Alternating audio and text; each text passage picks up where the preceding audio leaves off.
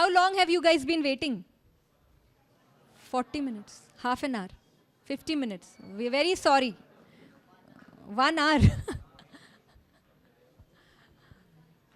Before we begin, I would like to know if you know what this conference is about. Do you have any idea what this conference is about? No? Yes. What is it about?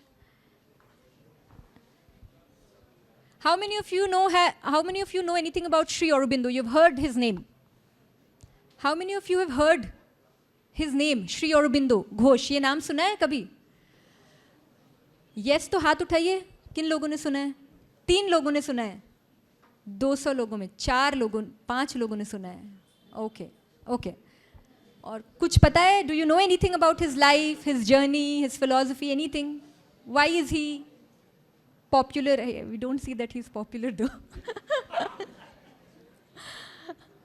Huh. Do you know anything about his life? Anything? Who is Sri Aurobindo? And why is it important for us to know about him? Over there. Anybody? Yes. He was a freedom fighter. Okay. Anything else? Have you read anything about his journey of being a freedom fighter, nationalist? No. But you know that he's a freedom fighter. Okay. Why we want to know this is because then we'll know कि कहानी कहाँ से शुरू करनी है. आप सब ने नाश्ता खाया है? तो अगले 2 घंटे के लिए बैठने के लिए रेडी हैं? Yes. कोई आपके टीचर्स है क्या? डरा के बिठाया है आपको? नहीं. अच्छा देखिए, we are calling it a conference. Although conference सुन के बड़ा बोरिंग फीलिंग आता है, तो हम फॉर्मेलिटी के लिए इसको कॉन्फ्रेंस बोल रहे हैं, but we want it to be like a dialogue. So we will have our speakers who will come and talk to you about Sri Aurobindo's thoughts on nationalism and Indian knowledge system, transformation of consciousness, and these cool words that we are hearing, spirituality. And so many of you say these days, it's so cool to say, I'm not religious, I'm spiritual, although we don't know what is religion, what is spirituality. So we'll have these speeches, these talks, and then we would want you to ask questions. आप लोग सवाल पूछते हैं या बस सुनते हैं और सुन के घर चले जाते हैं? सवाल हैं आपके पास? हैं? तो आज जब जो भी आप सुनेंगे उसके बाद आप सवाल पूछिए, कि सवाल नहीं पूछेंगे तो फिर हमें लगेगा कि कुछ समझ में नहीं आया है. Okay? And to ask questions, you don't have to think of making your question very polished and very sophisticated, just the way you have it in your mind, and it doesn't have to be in English. I think all our speakers speak Telugu, Hindi, English, और भी आप पूछ लीजिए जो भी आपकी comfort वाली language है, the language in which you think you can ask your questions. And the purpose of doing this conference is because someone like Sri Aurobindo has to reach the youth. And if you feel कि ये जो भी यहाँ पे बात हो रही है सुन के तो बहुत अच्छा लग रहा है, पर इसका करना क्या है? How do we implement it in life? How does it become applied? So ask those questions.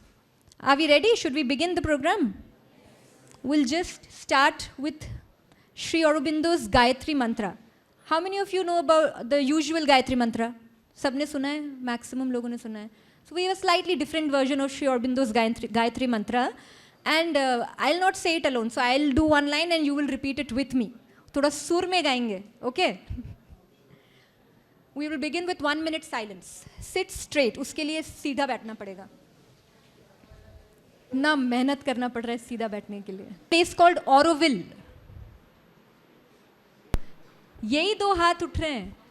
There is a place called Auroville in India. पता है आपको? कितने लोगों को पता है? हाथ उठाइए.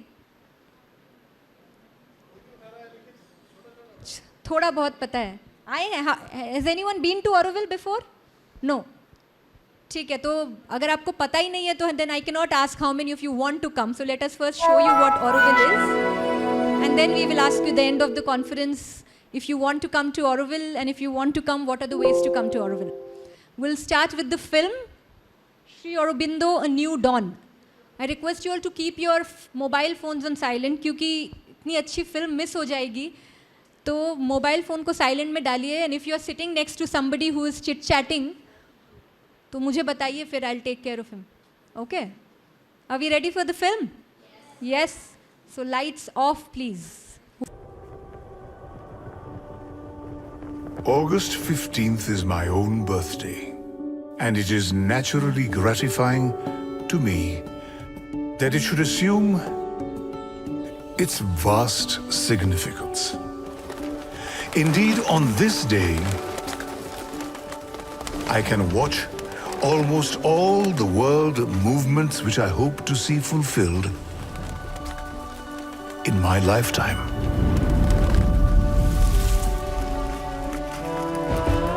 From a very young age, I had a feeling of great upheaval which was coming to the world.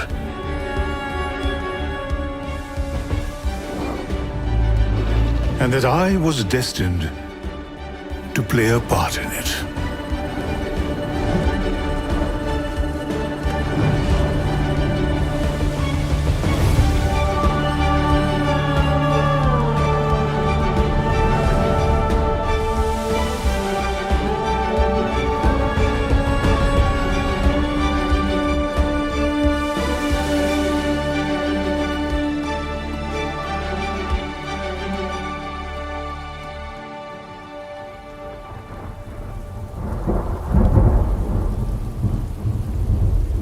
Young Aurobindo grew up in England.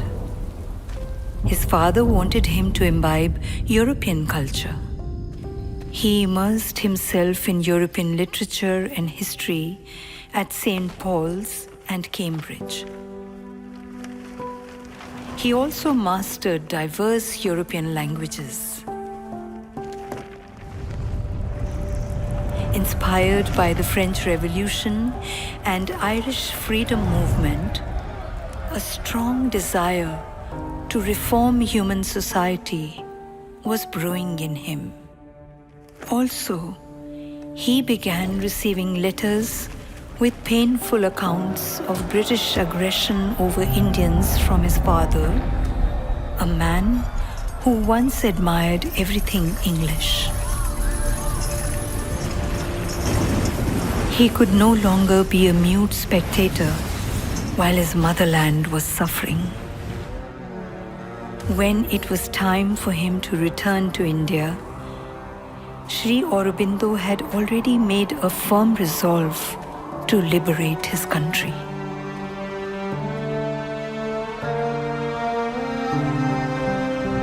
What we see is a giant Shakti who, awakening into a new world, a new and alien environment, finds herself shackled in all her limbs by a multitude of gross or minute bonds. Bonds self-woven by her past. Bonds recently imposed from outside, and is struggling to be free from them, to arise and proclaim herself. We hear on every side a sound of that slow fraying of bonds, here and there, a sharp tearing and snapping. But freedom of movement has not yet been attained. The eyes are not yet clear. The bud of the soul has only partly opened. The Titanness has not yet arisen.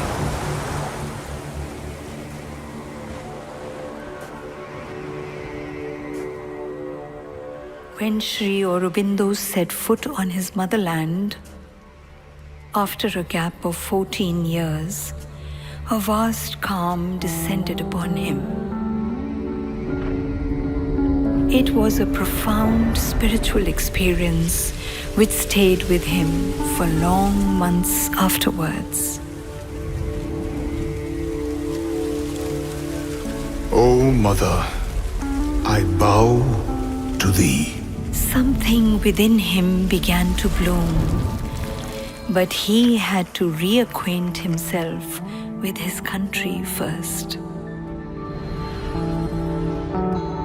He taught himself Sanskrit and other Indian languages, dived deep into the scriptures, translated great epics and legends. He assimilated the essence of India. He began practice of yoga to acquire its power to liberate his country. While in Baroda, he worked closely with like-minded leaders. He also secretly organized revolutionary movements in Bengal and other provinces by inspiring the youth to fight for freedom. The partition of Bengal was a pivotal point in Sri Aurobindo's life. He took a public stance against the British and joined the revolt. His fiery articles for the English weekly Bande Mataram ignited a spark within the youth, and the cry for India's freedom grew louder all over the country.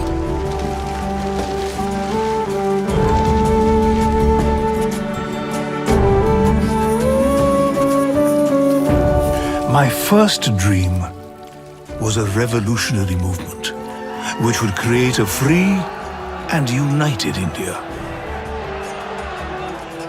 We of the new school would not pitch our ideal 1 inch lower than absolute Swaraj.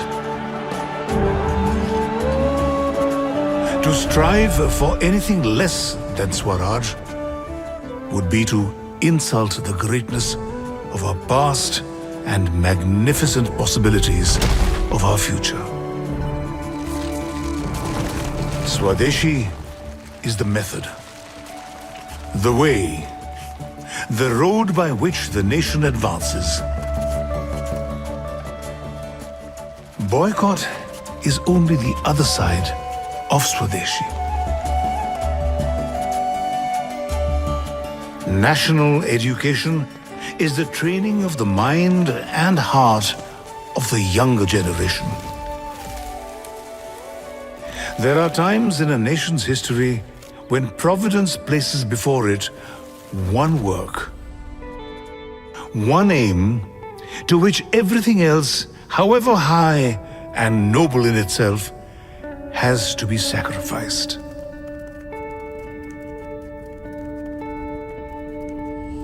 Such a time has now arrived for our motherland, when nothing is dearer than her service, when everything else is to be directed to that end.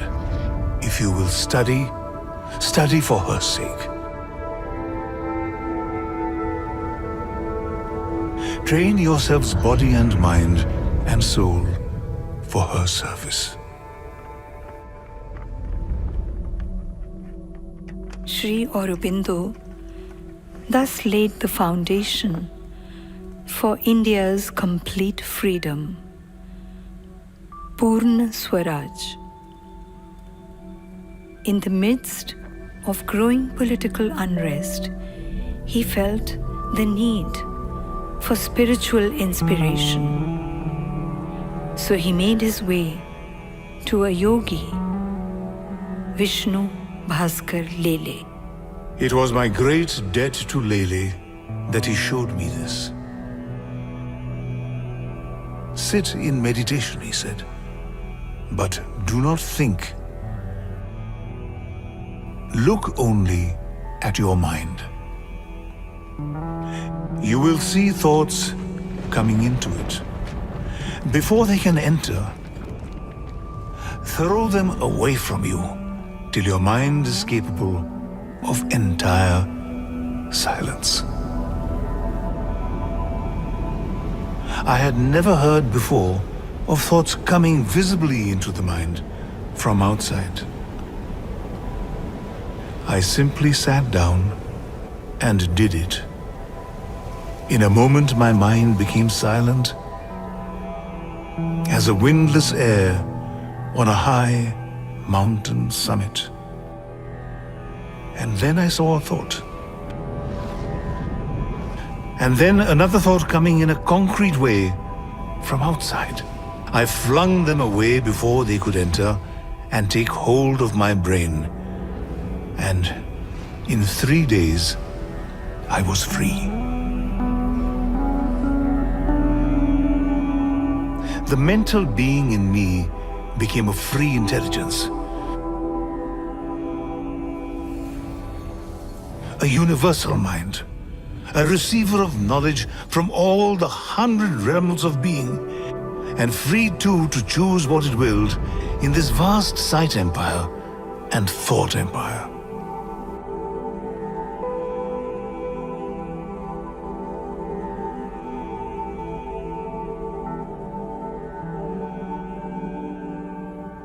In a very short time, Sri Aurobindo arrived at the experience of nirvana. In that state, he resumed writing inspiring articles and giving fiery speeches. He was at the epicenter of the new wave of the freedom movement, which was sweeping throughout India. The fight for freedom grew more intense and radical. The unrest brought chaos. Chaos gave way to violence, and the violence came with consequences. Sri Aurobindo was eventually arrested.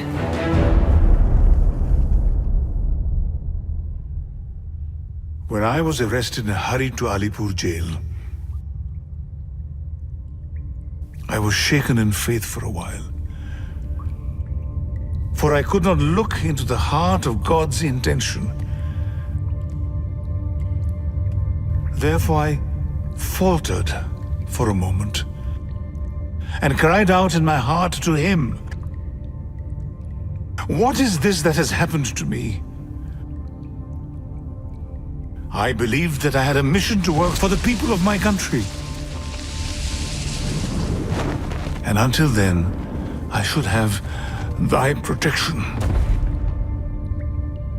Why then am I here and on such a charge? A day passed, and a second day, and a third. And then a voice came to me from within. Wait and see. The voice of God within me spoke again. The bonds you had not strength to break, I have broken for you. I have another thing for you to do, and it is for that I've brought you here, to train you for my work. Then he placed the Gita in my hands. His strength entered into me, and I was able to do the sadhana of the Gita. I have seen the beauty of immortal eyes and heard the passion of the lover's flute, and known a deathless ecstasy's surprise, and sorrow in my heart is forever mute. Sri Aurobindo experienced divinity in all things.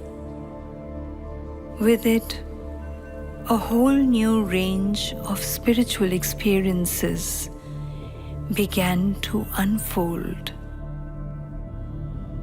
Later, he heard a guiding voice. It was of Swami Vivekananda. He didn't say supermind. Supermind is my own word. He just said to me, this is this, this is that, and so on. That was how he proceeded, by pointing and indicating. He visited me for 15 days in Alipur jail.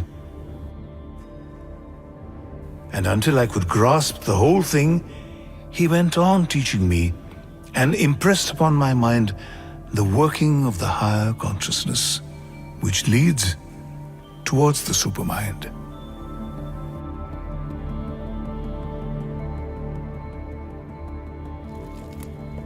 The emergence of this new consciousness was the beginning of transformation within Sri Aurobindo. He became profoundly free even before he was acquitted from the jail. From this point, he embraced a novel way of action in the world. When I came out of jail, I listened for that cry of Bande Mataram.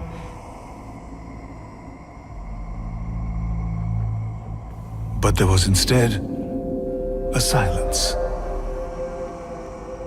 A hush had fallen over the country, and men seemed bewildered. No man seemed to know which way to move. And from all sides came the question, what shall we do next? What is there that we can do? But I have not been disheartened by that silence, because I have been made familiar with it in my prison.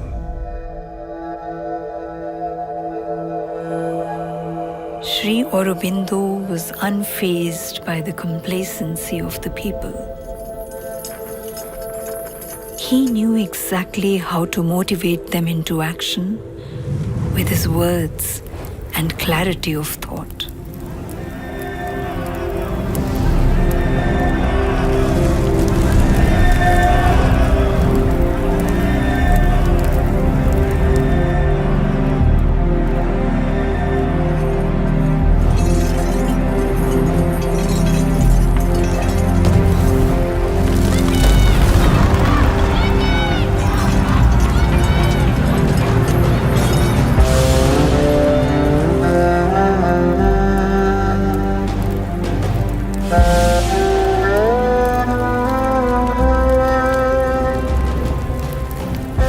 Who had said thou art weak in thy lands? When the swords flash out in twice 70 million hands, and 70 million voices roar thy dreadful name from shore to shore?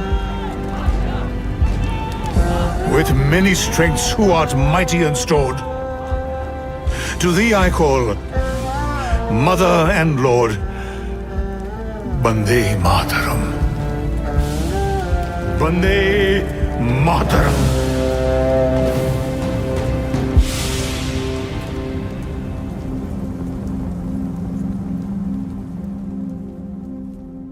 For him, the freedom of India was already a certainty. His focus was shifting towards India's role in the spiritual transformation of the world. The time has come when India can no longer keep her light to herself, but must pour it out upon the world. Yoga must be revealed to mankind, because without it, mankind cannot take the next step in human evolution.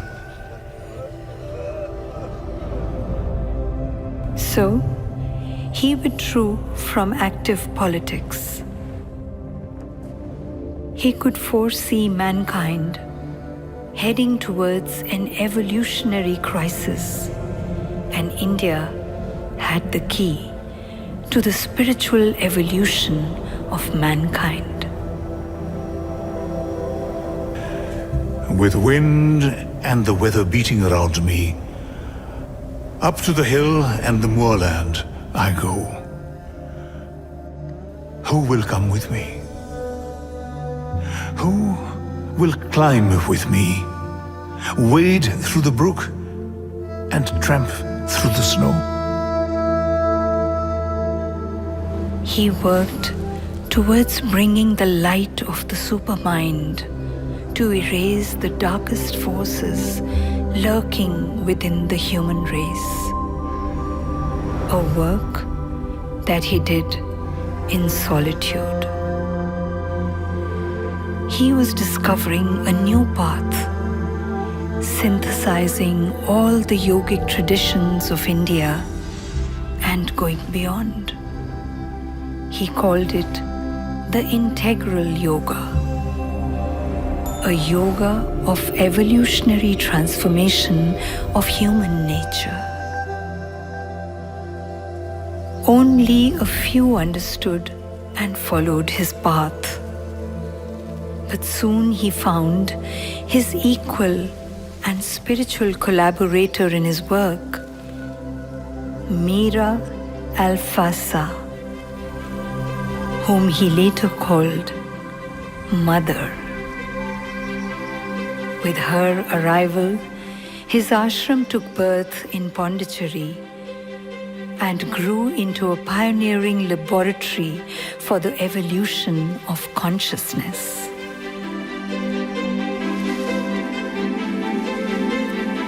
He who I am was with me still. All veils are breaking now. I have heard his voice and borne his will on my vast, untroubled brow.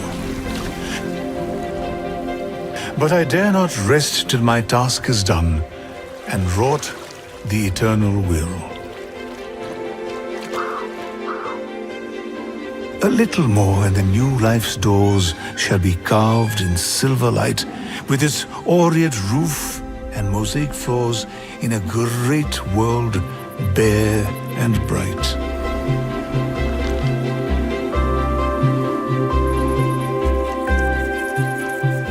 I shall leave my dreams in their Aurobindo air, for in a raiment of gold and blue they shall move on the earth, embodied and fair, the living truth of you.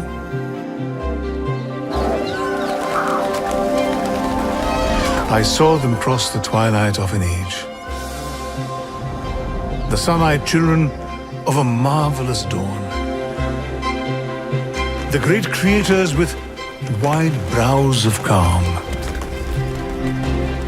the massive barrier breakers of the world, and wrestlers with destiny in our lists of will, the laborers in the quarries of the gods, the messengers of the incommunicable, the architects of immortality.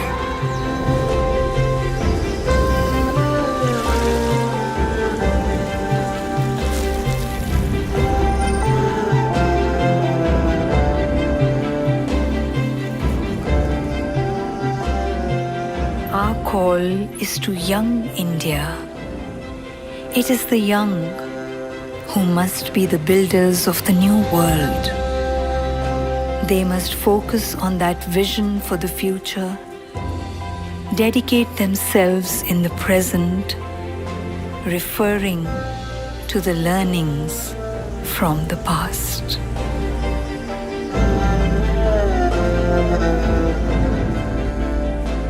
We do not belong to the past dawns.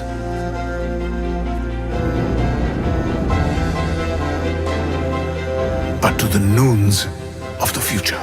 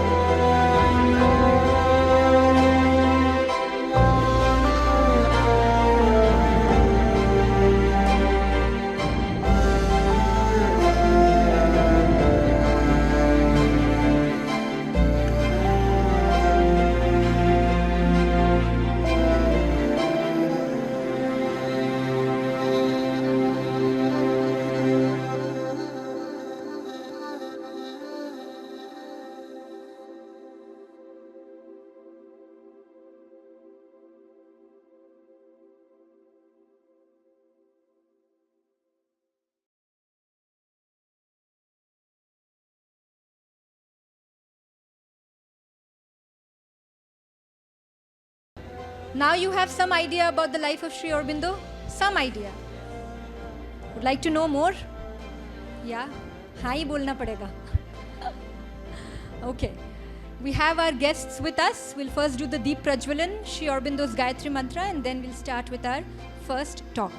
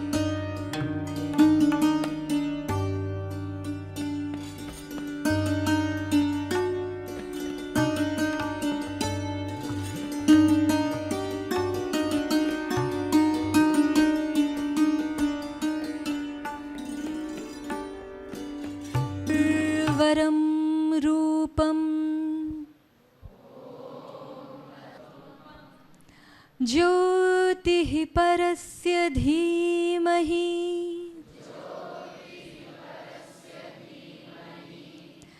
यन्नः सत्येन दीपयेत्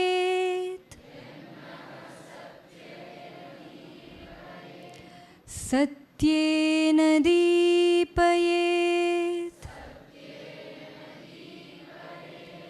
ॐ तत्सवितुर्वरं रूपम्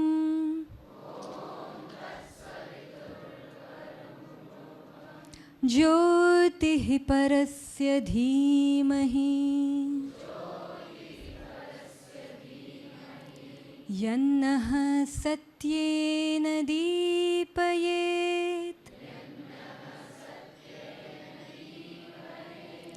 सत्येन दीपयेत्. Coming straight, great.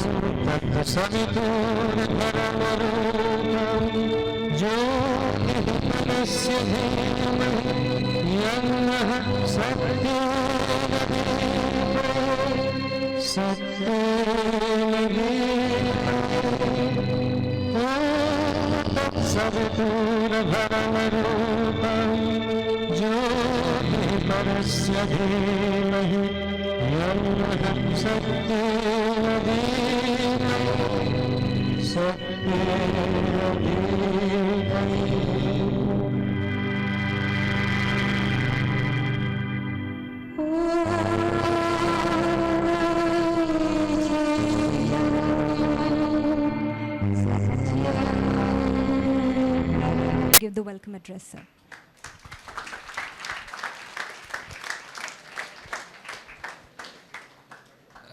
Namaste to everybody, especially completed your first year degree or second year degree. So this is age for us, for all of us in fact, to understand the philosophy of Aurobindo. Because we have different experiences outside this classroom, outside your home. You'll be watching so many people, so many things, so many attractions you must be watching. And out of all these things, now a time come for all of us, at least I'm very thankful to Aurobindo International, the foundation, for coming to our college and trying to give us something about what is Satyam. You must have heard the word Satyam Vada Dharmanchara. We do not know what is Satyam. We always think that Satyam is the word that is the only word, but it is not the word. It is the life. It is the beyond life. That's what Aurobindo philosophy tells us always, to understand what is there in us, what is there within us, what is there in the life. That is Satyam. That's what I understood when I hear many times about Satyam. So, Ayush ji is very close to Keshav Memorial, and he always come to us. You'll be listening to him, and Mallika, Dr. Mallika ma'am, who is organizing this entire program, especially Principal Madam and the Chairman of this committee, and they have come here to give us some inputs about the life, about the truth, about the Satyam. That truth word may not be a translated word for Satyam, because for Atma and Satyam we can't give any translating words in other language except in Sanskrit. Only Satyam is Satyam. So maybe for these two words I always don't find the correct translation words in any other language. So we have now, this is a tight time for us to think. This is the age for you to stabilize in your life, to understand the life, and to go forward in your life, and to have actually next to my home, Aurobindo International School is there, and my very close nephews also studied there, and many of our students, people who are there in our apartment, they send their children to Aurobindo school, but I didn't get a chance. Sometimes I went for a meeting, but I couldn't hear a philosophy of Aurobindo ji.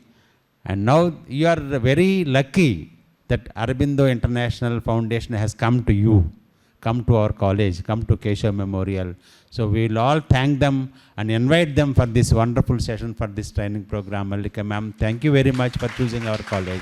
We welcome you all. We welcome you all, ma'am.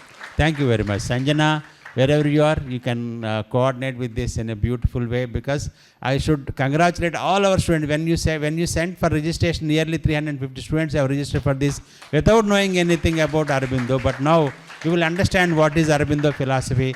Let us try to follow that, understand that, and welcome the International Foundation of Aurobindo organization. Thank you one and all.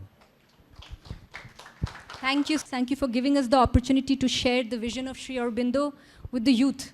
So like sir said, this is the right age for you. How many of you feel that this is the right age for you to know about all of this? Or you feel spirituality, dharma, this is all post-retirement things? How many of you feel that way? If you feel that way, you can say it. Do you think this is the right age to know about all of this? Or what will you do when you know about all of this? How will it help you? You want to make a career, earn money. Do you think this will take you away from all of this? No. Will help you in the process? Yes. Someone said yes. Please tell us. This is the right age. Okay. So you think this will be helpful? All right. We have a message for all of you from the Secretary of Auroville Foundation, IAS Dr. Jayanti Ravi will play that message.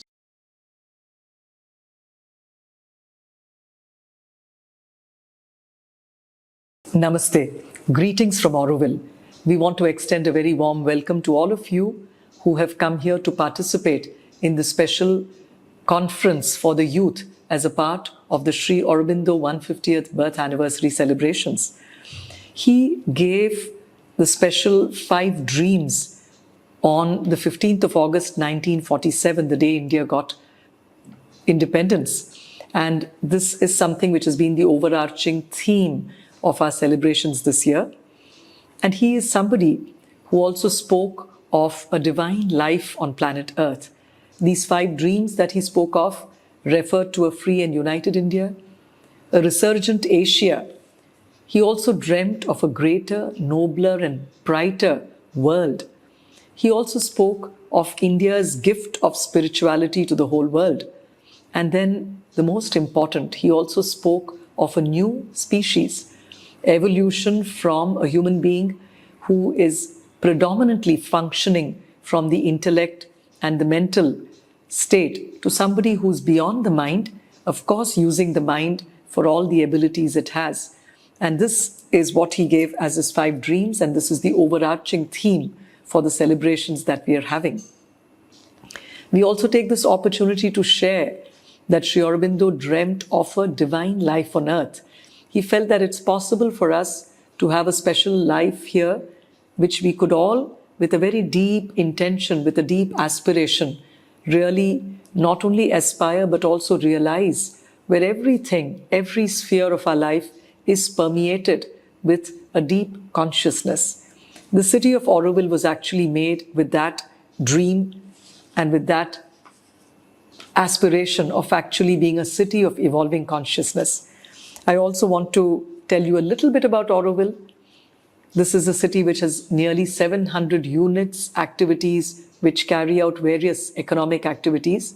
The aspiration is also to have an economy which is really in tune with sustainability, with environment, lifestyle for environment. In that context, it is a life economy, but every aspect, the schools that we have here, the educational institutions, the food, the restaurants, every walk of life, the aspiration is to do it with a more conscious presence, a more conscious reverence to what we do. We want to invite you all to the city and come here as visitors. Many of you may want to come here as volunteers. We also want to invite those of you who want to be interns over here and immerse yourself in any of the activities. We have a host of activities, from farms to sustainable power, electricity, solar energy. We have things related to food, garments. We have some of the units which make incense sticks, almost different host of products that are made here. City, building the city is again something which is happening in a very beautiful way, big way. We welcome you to really participate in this special city, which is based on design thinking, but all rooted in consciousness. Every aspect, it's a sandbox for innovations, for researches of a new kind. And Sri Aurobindo really spoke about the difference between patriotism and nationalism. Patriotism is love for your country. Nationalism is about love for your country based on an ideology. And when that ideology transcends boundaries, when it is really about respecting and being united with that divine spark, which is the same in every human, no matter which color, creed, religion, nationality he or she belongs to, then we're all actually united in that spirit of oneness, of unity, which is what is the founding edifice of Auroville, the basis, the foundation of Auroville. So today, as you all celebrate this conference, which is on the theme of youth, knowledge and nationalism, I want to extend a very warm welcome to all of you to come to Auroville as volunteers, as visitors, interns, and also as fellows, and come and partake of the experiences of living here, being a part of a very beautiful community that has people from over 60 countries who are all in this process of constantly being a part of something which is absolutely to serve as a beacon, a lighthouse for the whole world, an edifice which will really break the old ways of being, the old culture, and move towards something that can really, in a sustainable way, unite all of us, but yet marry prosperity, abundance, and perfection, all rooted in consciousness. I want to again extend a warm welcome. Would you like to ponder, reflect on a few words of Sri Aurobindo, which I believe are very powerful? To be young is to be in the future. To be young is to be always ready to give up what we are in order to become what we must be. To be young is never to accept the irreparable. To know how to be reborn into a new life at every moment is the secret of eternal youth. So wish you a very fruitful conference, and again a warm welcome to Auroville. Namaste.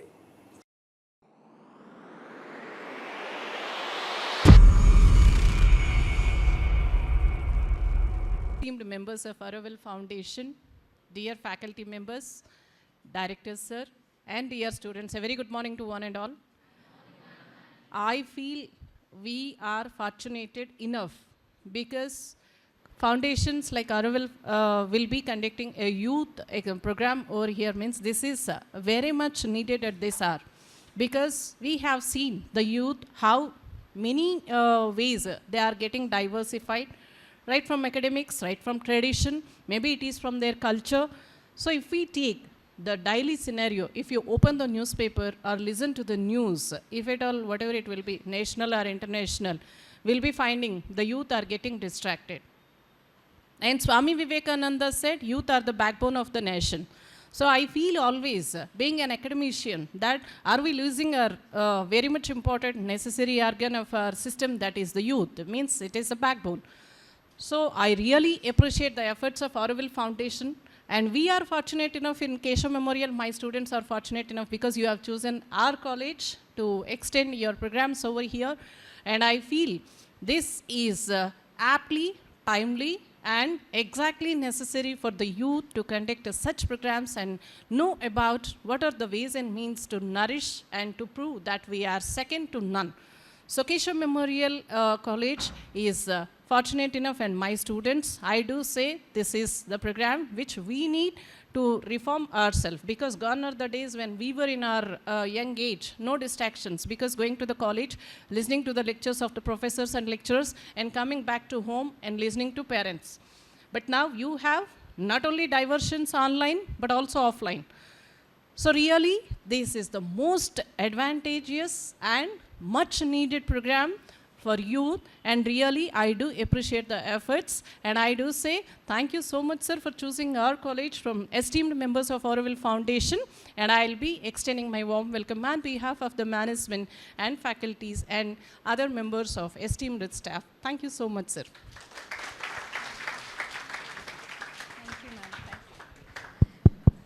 Thank you so much, ma'am, for your inspiring words. And now that we have established that it's the youth who has to take India forward and make Bharat the Vishwa Guru, so it's you. We have given all the responsibility to you. Do you want to know how you can play your part? Yeah? Yes? So I would like to invite Ayush ji, our first speaker. And before I invite him, let me share with you a short profile of Ayush ji.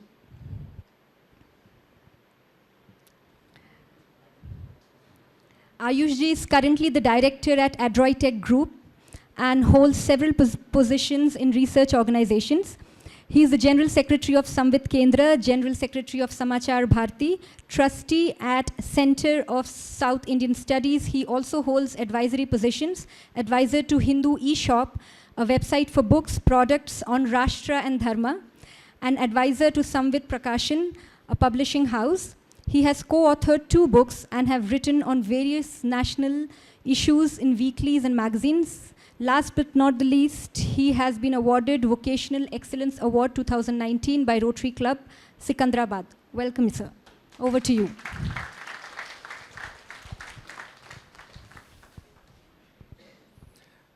Namaste to all. Since you have spent about 2 hours right now already sitting and listening, so we will sing a song. In your, are you ready to sing a song? Okay, let us start. Hindi is okay?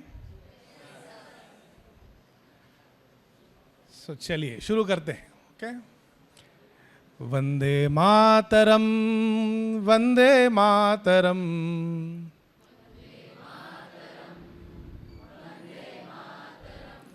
Vande Mataram, Vande Mataram.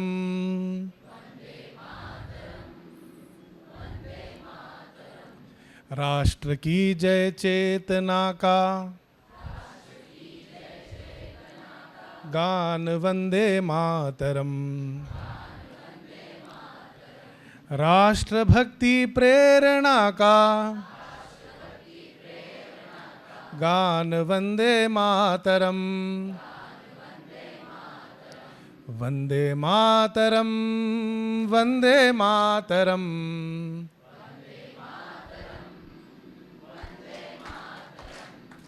Vande Mataram, Vande Mataram.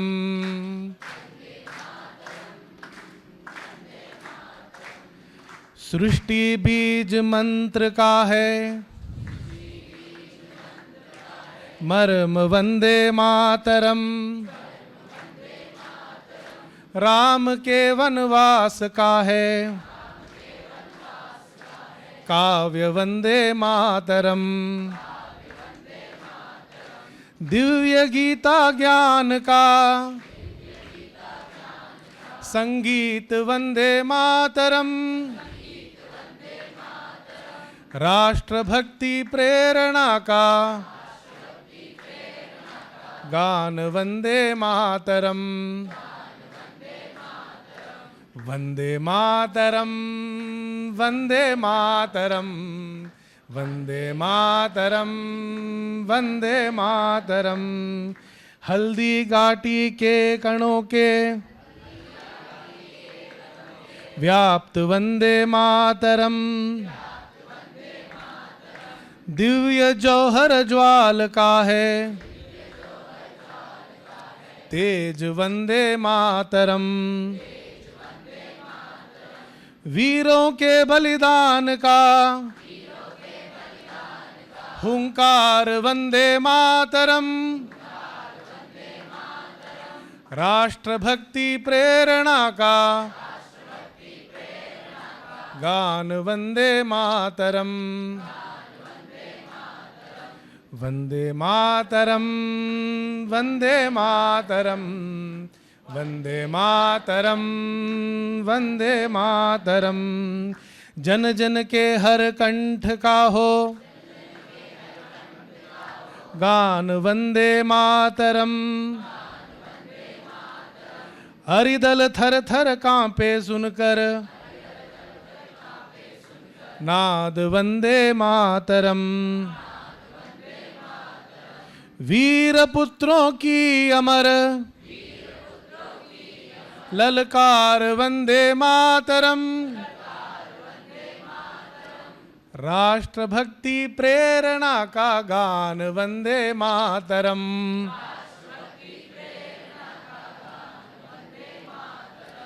Vande Mataram, Vande Mataram, Vande Mataram, Vande Mataram. राष्ट्र की जय चेतना का गान, वंदे मातरम। राष्ट्र भक्ति प्रेरणा का गान, Vande Mataram.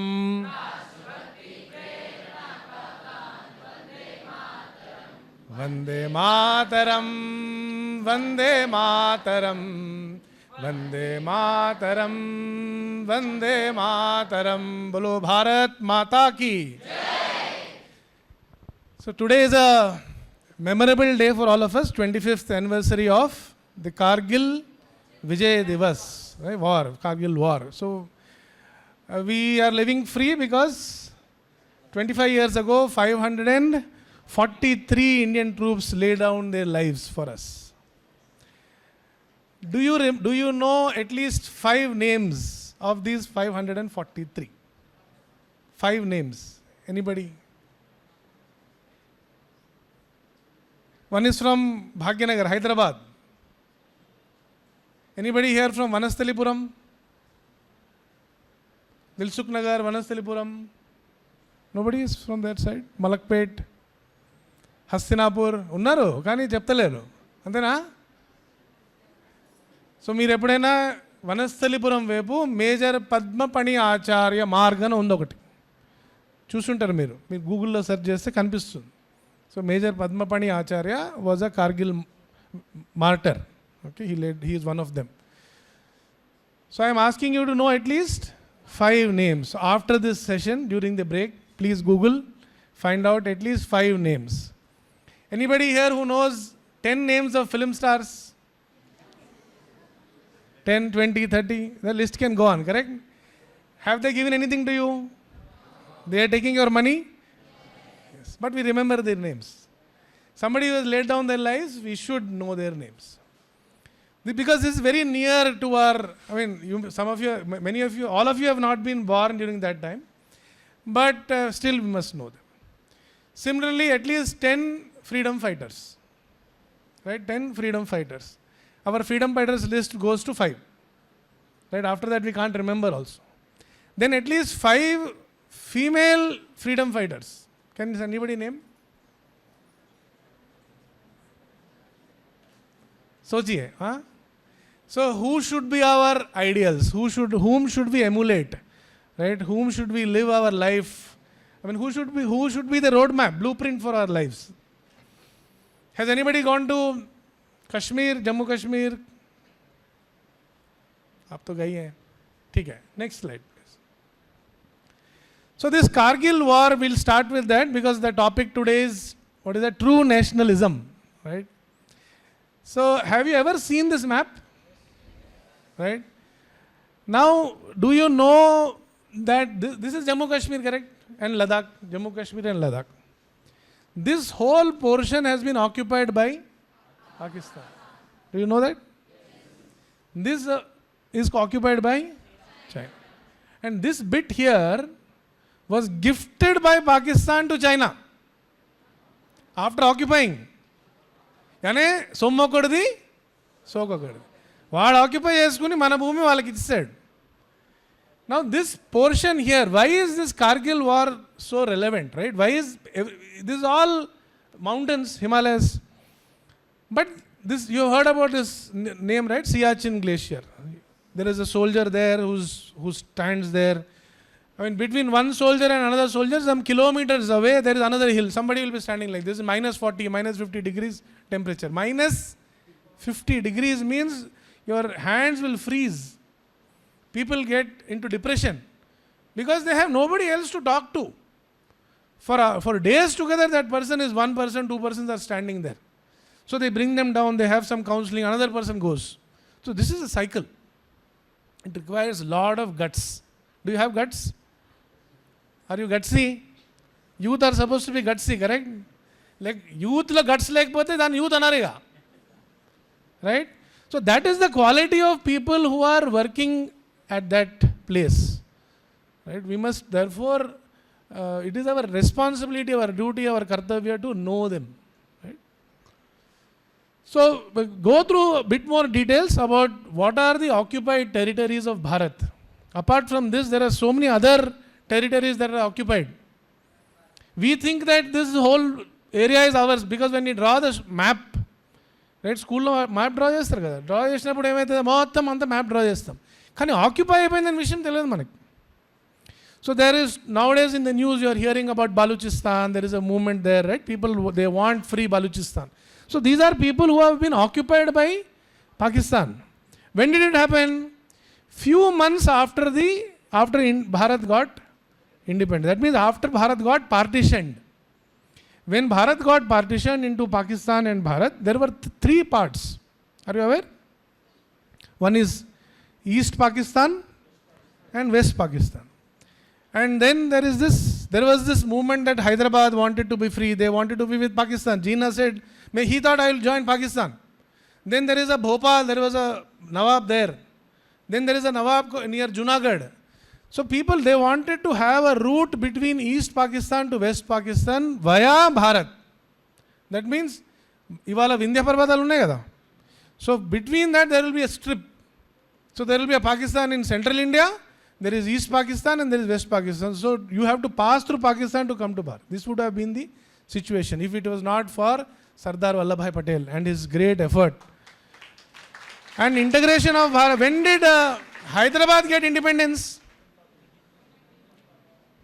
When India got independence in 15th August, right, 1947. When did Hyderabad get independence? We are all living in Hyderabad. When did we get independence? 1948, September 17th. September 17th was the day Hyderabad became free. తెలవాలా తెలియద్దా ఇది? స్వతంత్ర భారతదేశంలో శ్వాస పీల్చుకుంటున్నామంటే తెలియాలి అది మనకి. Next. So this map which we are seeing here was made after the partition. But you can see that this is Akhanda Bharat. So this is not just a political entity. What Sri Aurobindo also says, that if the whole world has to prosper, if Bharat has to prosper, of course, but if the whole world has to live up, to grow, right, to prosper, to grow, the partition of Bharat has to be undone. Why is it required? Because this is not a piece of land alone. This is Sakshat Janani. This is Sakshat Jagat Janani. So all freedom fighters, right, if you name Bankim Chandra, Sri Aurobindo, Vivekananda, all of them have extolled her as Mata. So when a Mata's two arms are truncated, can she be happy? She cannot. And even the hands which have been truncated, they are not happy. If you look at the last 70 years of history, right from 47 up to 75 years of history, the pieces that have who have moved away from India, from Bharat, they are not happy either. You look at, before that, 20 years before that, Sri Lanka got, when they were made separate. If you read about Vivekananda's life, when Vivekananda came back from his tour in the West, he came to Ceylon first. He came to Sri Lanka, Colombo. So why did he go there? Because it was part of Bharat. When Vivekananda came back, it was part of India. Now if you look at all these pieces of land, right from Sri Lanka, Bangladesh, Pakistan, Afghanistan, nobody is happy. Because this is one living entity. Politically they have been divided, but it is one living entity. So what it is, what does this living entity mean? When we hear this word nationalism or nationality, and we hear the word citizen, there are two words, citizenship and nationality. In your form, when you fill a form, they only ask you nationality. What is the difference between citizenship and nationality? ఏంటి తేడా? ఎవరైనా చెప్పగలుగుతారా? దీనిలో civics students ఉన్నారా ఎవరైనా? BCom, CEC చదివిన వాళ్ళు ఉంటారు కదా. ఇది కేవలం సిఈసికి పరిమితం కాదు. Constitution is part of everybody's life. So there is a difference between citizenship and nationality. Citizenship is a legal entity. Anybody can become a citizen by concurring to the laws of the land. Somebody from outside can also become a citizen if he fulfills certain rules and regulations. Right, like Sonia Gandhi ji. Sonia Gandhi ji was not a citizen of Bharat. She came from Italy, but she married an Indian. Then she applied for citizenship after a few years, after more than a decade actually. So then she was given citizenship. There is a singer recently, Adnan Sami, right? 30 seat lift kara de. So he applied, he is a Pakistani. He applied for Indian citizenship. After a few years, he got citizenship. There is recently this controversy that is going on, right? There is no controversy actually, but they made a controversy about Citizenship Amendment Act. People from other parts who were, when Bharat got partitioned, they had to stay back in Pakistan and Afghanistan due to the assurances given by the governments of those lands that you will be safe. But since they were not safe there and they had to come back, for last 75 years they are there without citizenship.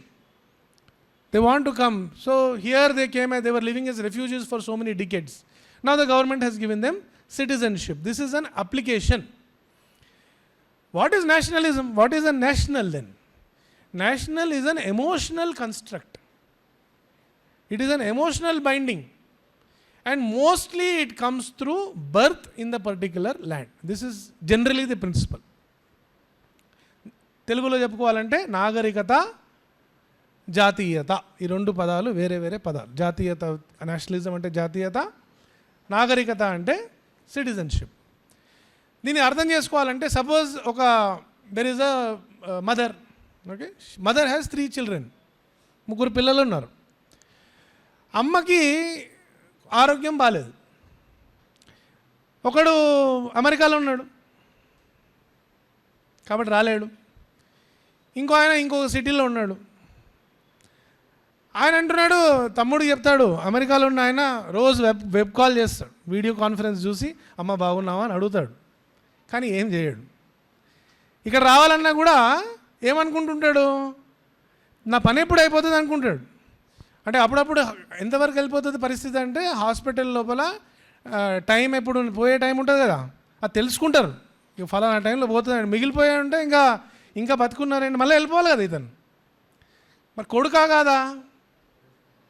Is a son or not a sun?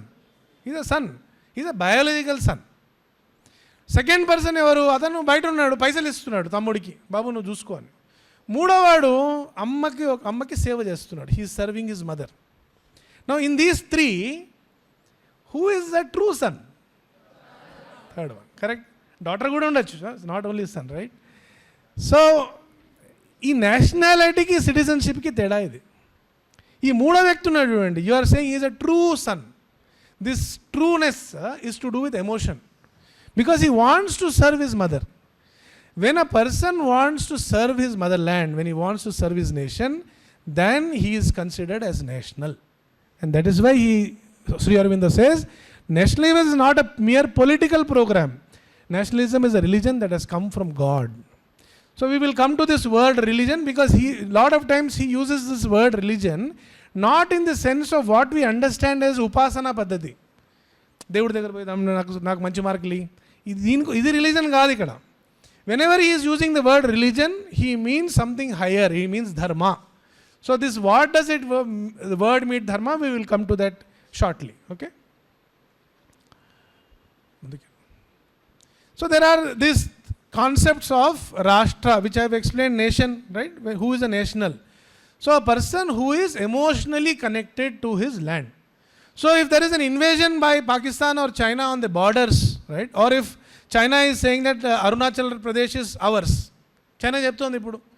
Even an IAS officer who applied to go to China, Chinese people said, why do you want a visa? You are already part of China అంటున్నాడు. So if an invasion happens in China, if Galwan Valley is attacked, do you feel for it? నీకు నిద్ర పడుతుందా? పడుతుంది కదా నిద్ర, నిద్ర పడుతుంది మనకి. అదే problem.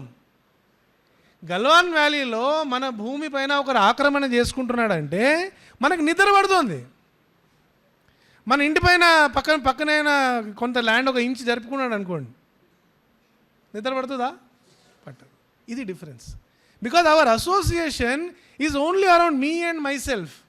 And the Kargil Veers that we have seen in the earlier slide, those 543 people and many more who lived, right, who are alive, their ambit is much higher. Their ambit is not just my boundary, my home, my colony, my illu. He means that it's much more wider.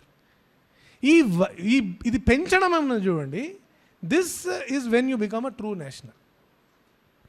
Now when it comes to Bharatiya drushti on a word called Rashtra, when we mean Rashtra and the Westerners mean nation, there are two different ideas behind that. So what forms a nation according to Westerners? For example, United Nations organization ఉంది. ఈ యుఎన్ఏలో ఎన్ని దేశాలు ఉన్నాయి? How many countries? Right, 200+ countries ఉన్నాయి. And every year there are new nations born and there are new nations unborn. ఇది విచిత్రం ఇది.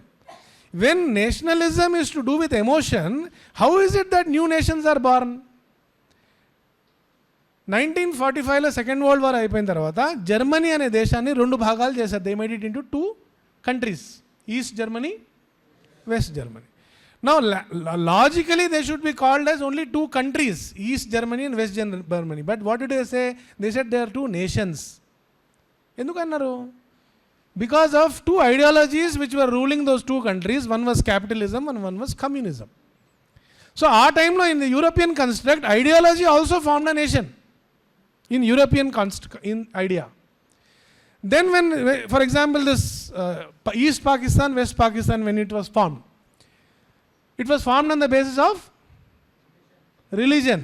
Because the people from Pakistan, who wanted Pakistan, they said that because we are a separate religion, we cannot live with the people of this land whose majority religion is. So they formed separate one nation called Pakistan. Now in 1971, there was another movement in the East Pakistan. What did they say? They said that these people from West Pakistan, they are Punjabis, they are oppressing us, we are Bengalis. We cannot live with West Pakistan Punjabi people.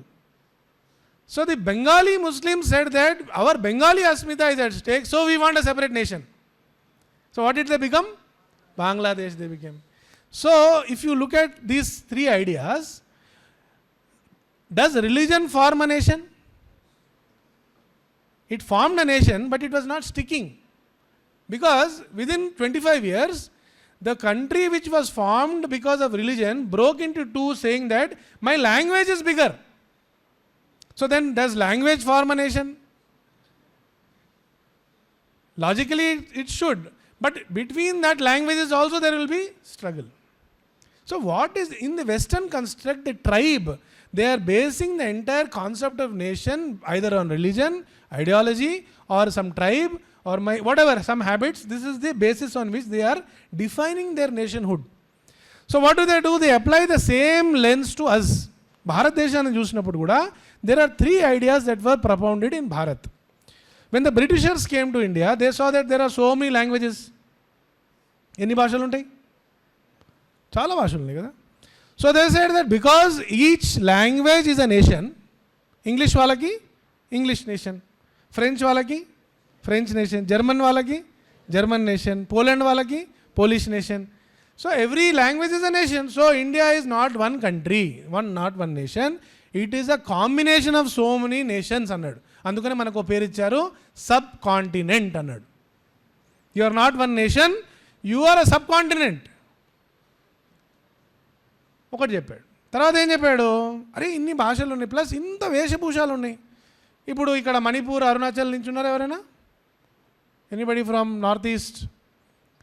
So the way the dressing is different. From person in Jammu Kashmir, dressing is different. A person in Gujarat is dressing is different. Customs are different. So they said because they dress differently, they speak different languages, there are many nations. So they said there are many nations in this country. So andukane 1947 lo, when India got independence, the first Prime Minister of Bharat, when he spoke, he said, what did he say? India is a nation in the making అన్నాడు. He did not say that India is an ancient nation. He started with the phrase that India is a nation in the making. That means now we are all coming together and forming this nation. Is it correct? India is an ancient nation. Because he did not feel that it is an ancient nation, all the policies that he formed later on, they were not in line with our national thought, the way the nation is structured. So one people feel that India is a new nation, it is nation in the making. Another thought feels that India has many nations, they are working together. There is a third, which is the most important part of the thought about the nation, is the Bharat is an ancient nation. Which is correct in these three? What do you feel? Ancient nation. Enduku? Why are we saying that? Because I will come to this later. Next. So let us look at this map. Have you seen this map? This is cultural Bharat, right? This is Punya Bhumi Bharat. When we say we are a nation in the ancient nation, what do we mean? So that there are certain qualities, that are certain habits, that are certain customs that all of us have imbibed. It is common in the entire country, from Kashmir to Kanyakumari, from Attak to Katak. What are they?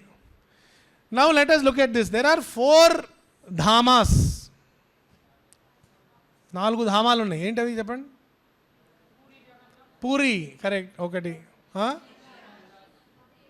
Badri, okay. Badri ఎక్కడ ఉందమ్మా? Where is Badrinath? Right, Badri is here, right. Where is puri? Odisha. Then what is next? Rameshwaram, kinda. Then Somnath. Where are they? 4 parts of the Bharat, right? They are 4 parts, 4 sides. అట్లాగే మఠాలు ఉన్నాయి, right? They are also almost aligned the same way. Then there is a yatra that goes from Kashi. Where is Kashi? From Kashi to Rameshwaram. ఎవరైనా రామేశ్వరం వెళ్ళారా? కాశీ వెళ్ళారా? మీరు వెళ్ళారు. ఏం చేస్తారా రామేశ్వరంలో, కాశీలో? ఇక్కడి నుంచి నీళ్ళు తీసుకొని అక్కడ పోయి అభిషేకం చేస్తారు. ఇక్కడి నుంచి ఇసుక తీసుకుపోయి అక్కడ వేస్తారు. So what are they doing? They are basically connecting 2 parts of the country. To go for this Char Dham Yatra, these 4 parts of Bharat, there was no requirement of visa. Anybody could walk. If they start walking, they will go across the country. Adi Shankaracharya, పేరు విన్నారా? ఎక్కడైనా ఆయన? Where is Adi Shankara from? Kerala. Where is he in Kerala? He is here, in Kaladi. ఎక్కడుంది ఇది? Almost, right? From here, Shankaracharya starts walking. He has established 4 mathas. Same Dwarka, Badri, Puri and Sringeri. Sringeriలో మఠం పెట్టాడు. And he stayed in Kanchi. So 4 mathas. All this he has walked. Why would he have walked if this was not one nation? What does he want to do? He wants to connect Bharat, right? He wants to understand. He wants to establish this tradition. But recently there is this, in Nepal, Kathmandulo, there is a Pujari Purohit change outun. Every few years there is a change in the Purohit. That Purohit in Kathmandu goes from Kerala.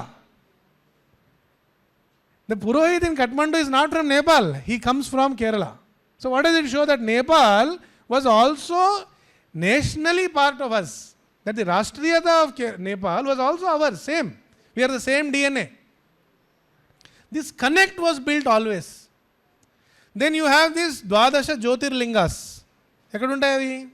అన్ని పేర్లు అడగాను అనుకోండి. I will not ask, but సౌరాష్ట్రే సోమనాథంచ శ్రీశైలం మల్లికార్జునం ఉజ్జయిన్యం మహాకాలం ఓంకారం అమరేశ్వరం. సో దిస్ 12 జ్యోతిర్లింగాలు, if you see, they are all across the country. Then there are Shakti Pithas. These Shakti Pithas also, they go right from all over the country, plus there is a Shakti Pitha here, Hinglaj. This is today's, right? In Hinglaj there is a Shakti Pitha. Then there is this word called Dhaka, which is the capital of? What is there? Why does that word come? There is a Mata there called Dhakeshwari.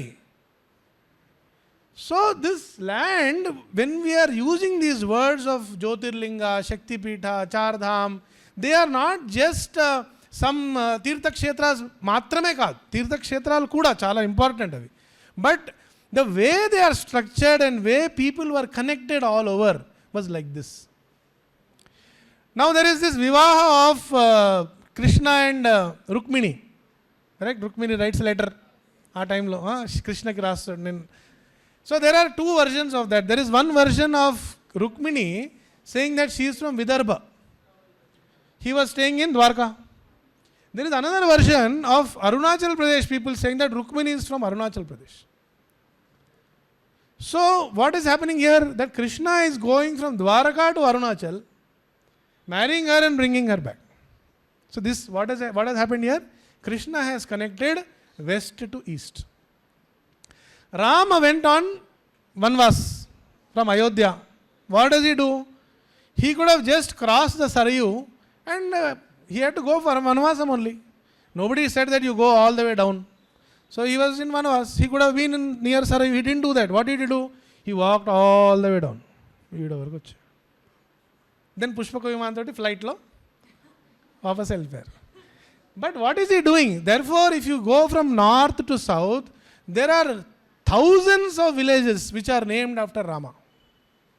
So people who say that Rama is not connected to Tamil Nadu, Rama ikkada ledu akkada ledu ani chuntaru kada Tamil Nadu lopala, they don't know what they are talking, because half the names of probably the males in Tamil Nadu would have been some connected to Ram only. So this is the state, this is what connects Bharat. So there are many more in this. You can look at your rivers, your Parvata Shreni. Everything has a story to tell. So therefore in our land it is said, Kankar Kankar mein Shankar hai. Therefore, when we wake up and we start our day, we say Samudra Vasane Devi Parvatasthana Mandale Vishnu Patni Namastubhyam Padas Parsham Kshamaswame. You are Vishnu Patni, we say. Therefore, we say Uttaram Yat Samudrasya Himadrayashchaiva Dakshinam Varsham Tat Bharatam Nama Bharati Yatra Santati. From the north to of the Uttaram Yat Samudrasya, then Himalaya ke south mein jo bhubhag hai, this whole thing is Bharata. This is named in the Vishnu Purana. So is Bharata an ancient nation or a new nation? If this simple logic our first Prime Minister did not get, we have to think. Therefore, what has happened in the last 70 years, all the education, all the school books that we have studied, they are based on that we are a new nation, we are forming. Therefore, they want to create everything new. Everything is named after somebody new. Children's Day చేస్తాం. ఏ రోజు చేస్తాము? ఇళ్ళ లోపల పిల్లల గురించి కథ చెప్పాలంటే ఎవరు కథ చెప్తారు? కృష్ణుడు కథ చెప్తారు. కృష్ణుడు వచ్చి దొంగతనం చేశాడు, మక్కను తిన్నాడు, ఇది తిన్నాడు. Every house has, if a lady is గర్భిణీ, he has to deliver a baby, there will be a Krishna's photo in our home. Why is it so? Because Krishna is associated with childhood like no other person in our country, in our nation. Yet our Children's Day is not Janmashtami, it is on somebody's birthday. This is the dichotomy. This is why we do not know who we are. This is why when she asks this question, who is Sri Aurobindo, we do not know. It is not your fault, because it is not part of our education. So should we know about them or no? And therefore this national education policy that is coming up, the new policy that is coming up. Then how did our nation evolve as compared to the Western European countries? Our nation evolved because of the tapasya of rishis. We are saying the rishis, when they started doing the tapasya, they say Bhadram Michantarashayah. Bhadram means భద్రంగా ఉండు అంటారు కదా. భద్రంగా ఉండు అంటే ఏంటి? సురక్షితంగా, సేఫ్గా ఉండండి. ప్రపంచం యొక్క మేలు కొరకు అందరూ సుఖంగా ఉండాలనే కోరికతోటి ఋషులు తపస్సు చేశారు. ఆ ఓజస్సుతోటి, ఆ యొక్క లైట్ తోటి, ఆ డివైన్ విజన్ తోటి ఒక రాష్ట్రం, ఒక జాతి ఎవాల్వ్ అయింది. ఇక్కడ ఆ ఐడియాస్ ఉన్నాయి చూడండి, ఆ ఐడియాస్ వాళ్ళు దేశమంతా తీసుకెళ్లారు ఋషులు. అందుకనే మన యాన్సిస్టర్స్ ఎవరు అంటే ఋషులు. మన యాన్సిస్టర్స్ అందరి గోత్రాలు ఉంటాయి కదండి. ఈ గోత్రం అంటే ఎవరి, what is this gotra? Gotra means what? Gotra is your rishi. You will be associated to a rishi in a gotra. అందువలన వివేకానంద అంటారు, we are not born out of some sin, we are children of immortal bliss అంటారు. అందుకని ఆయన అంటాడు వయం అమృతస్య పుత్రాహ అంట. We are children of the immortal bliss because we are children of rishis. Our ancestors are not some dacoits and pirates who have come and colonized the world. 400-500 సంవత్సరాల చరిత్ర ఉన్న వాళ్ళు మనకు చెప్తున్నారు. వాళ్ళు మొత్తం ఆస్ట్రేలియా అంతా కబ్జా చేసేసి ఆడ ఒక దొంగను పంపించి, కెప్టెన్ కుక్ అని ఒక వాడిని పంపించి ఆడ కబ్జా చేసి వాళ్ళు చేసిన తర్వాత ఏమంటే ఆస్ట్రేలియా మా దేశం అంటాడు. అరే అక్కడ ఉన్న వాళ్ళందరూ ఏమైపోయారు? అమెరికా దేశం మొత్తము 2 కోట్ల మందిని చంపేసిన తర్వాత రెడ్ ఇండియన్స్ని మ్యూజియంలో పెట్టి ఈ దేశం అంతా మాది అంటారు. ఇవాళ they are discussing whose America it is. అరే హూజ్ అమెరికా అంటే there are people actually whose America it was. They are not there today. This is the tragedy. For us we are not, our ancestors are rishis. So what are our core values? వీళ్ళు ఋషులు తపస్సు చేసిన తర్వాత వాళ్ళు ఏం చేశారు? Right? How did this value system evolve? When we say we are a nation, we are not going after somebody, right? We are not after somebody's land. Colonise చేయాలి, ఏదో దేశం మీద ఆక్రమణ చేయాలి. మనం చాలాసార్లు చెప్తుంటాం అనేక దేశాలని మనం కాలనైజ్ చేయలేదని. ఎందుకు కాలనైజ్ చేయరు? మనం దేశాలని జయించాము కానీ కాలనైజ్ చేయలేదు. అక్కడ ఉన్న సంస్కృతిని అట్లాగే ఉండనిచ్చాం. రాజ్యం గెలిచాం కానీ అక్కడ ఉన్న రాష్ట్రాన్ని అంటే కూడా జాతిని మనం నాశనం చేయలేదు. We have won over countries but we did not destroy those cultures. Why? Because we believe in a culture that celebrates diversity. చాలాసార్లు అంటుంటారు, ఏమంటారు? వీఆర్ డైవర్సిటీ ఇన్ యూనిటీ అంటారు. యూనిటీ ఇన్ డైవర్సిటీ అంటారు కదా. యూనిటీ ఇన్ డైవర్సిటీ మాత్రమే కాదు మనది. We have one culture, A culture that celebrates diversity. అందువలన దేశంలో ఎవరు ఎక్కడ ఏ వేషభూషలు అయినా కూడా మనంత కనెక్ట్ కాగలుగుతున్నాం. మన దగ్గర ఆ సంస్కృతి ఉంది, అలాంటి సంస్కృతి. రెండోది ఏమంటున్నాము, ఈశావాస్యం ఇదం సర్వం అంటున్నాం. ఈ మొత్తం సృష్టి లోపల ఒకటే తత్వం ఉన్నది, ఒకటే చైతన్యం ఉన్నది అంటున్నాం. దీనికి సింపుల్ ఎగ్జాంపుల్ చెప్పాలంటే, ఇప్పుడు మీరు బస్సులో పోతున్నారు, మెట్రోలో పోతున్నారు, పోయినప్పుడు కాలు తగిలింది ఎవరికో. కాలు తగిలితే ఏం చేస్తారు మీరు? ఇట్లా అంటారు. ఏమంటున్నారు? ఎందుకు అంటున్నారు మీరు ఇట్లా? మీకు అలవాట్లు వచ్చేసింది. Not because of it is your habit, it is a habit which has come down from generations. Unknowingly you will do it. Why? Because you know that there is a Atma inside that body, that is of Paramatma, that is an Amsha of Paramatma. It is residing in that body. I am touching it with my leg. Therefore I am doing this. The next time when you do this, you think, అరే ఇంత గొప్ప philosophy చేస్తున్నాం మనం. ఈ culture ఎవరు ఇచ్చారు మనకి? వాళ్ళు ఇచ్చారు, ఋషులు ఇచ్చారు. అక్కడి నుంచి ఈ తత్వము అన్నిట్లోపల చైతన్యం ఉన్నదనే విషయము. అందువల్ల మనం ఏం చేస్తాము? తులసి దగ్గరికి వెళ్తాం, ఏం చేస్తారు? దండం పెట్టు. గోమాత దగ్గర వెళ్తారు, ఏం చేస్తారు? దండం పెట్టు. గంగా దగ్గర వెళ్తారు, ఏం చేస్తారు? దండం పెట్టు. సూర్యుడు చూస్తారు, ఏం చేస్తారు? దండం పెట్టు. భూమిని దున్నేమందరం ఏం చేస్తారు? దండం పెట్టుకోండి. This concept of paying obeisance, praying to the tattvas which are enabling us to survive, which are nourishing us, which without which this planet will not be there, those are the tattvas. మనం రుణపడి ఉన్నామనే concept మనం వాళ్ళతోటి ఇస్తాం. ఈ తత్వము అన్నిట్లోపల ఒకటే పరమాత్మ ఉన్నారనే విషయము చాలా ఫేమస్ ఎగ్జాంపుల్ దీనికి ఉన్నది. ఆచార్య జగదీష్ చంద్ర బసు లైఫ్లో. జగదీష్ చంద్ర బసు తెలుసు మీకు, ఏం చేశాడు? జగదీష్ చంద్ర బోస్, బసు అంటే మీకు వసు అంటే బోస్. జగదీష్ చంద్ర బోస్ ఏం చేశాడు? What is this contribution? 9th class సైన్స్లో ఉండుంటుంది. He proved that there is life in, చెప్పండి గట్టిగా చెప్పు, ఎవరు చెప్పారు? మీరు. He proved that there is life in plants. Now life in plants-ని ప్రూవ్ చేయడానికి ఏముంటుంది? ఇప్పుడు రాత్రిపూట మొక్కల్ని మీరు పువ్వు తెంపడానికి వెళ్ళారనుకోండి, మీ అమ్మ ఏమంటుంది? తెంపకని చెప్పు. మీ అమ్మమ్మ ఉంది అనుకోండి, నాయనమ్మ ఉంది, ఎవరు ఏం చెప్తుంది? ఆవిడ తెంపద్దని చెప్తుంది. ఎందుకు తెంపద్దు అంటుంది? ఏమంటుంది ఆమె? చెట్టు పడుకుంది అంటుంది. ఏది పడుకోగలుగుతుంది? ప్రాణం ఉన్నది పడుకోగలుగుతుంది కదా. సో జగదీష్ చంద్రబోస్ ప్రూవ్ చేయాల్సింది ఏముంటుందండి దీంట్లో? మా నాయనమ్మ కూడా తెలుసు. But you will be surprised that the entire western science, they did not believe that there is life in plant. In fact they did not believe that there is life in a women. Do you know this?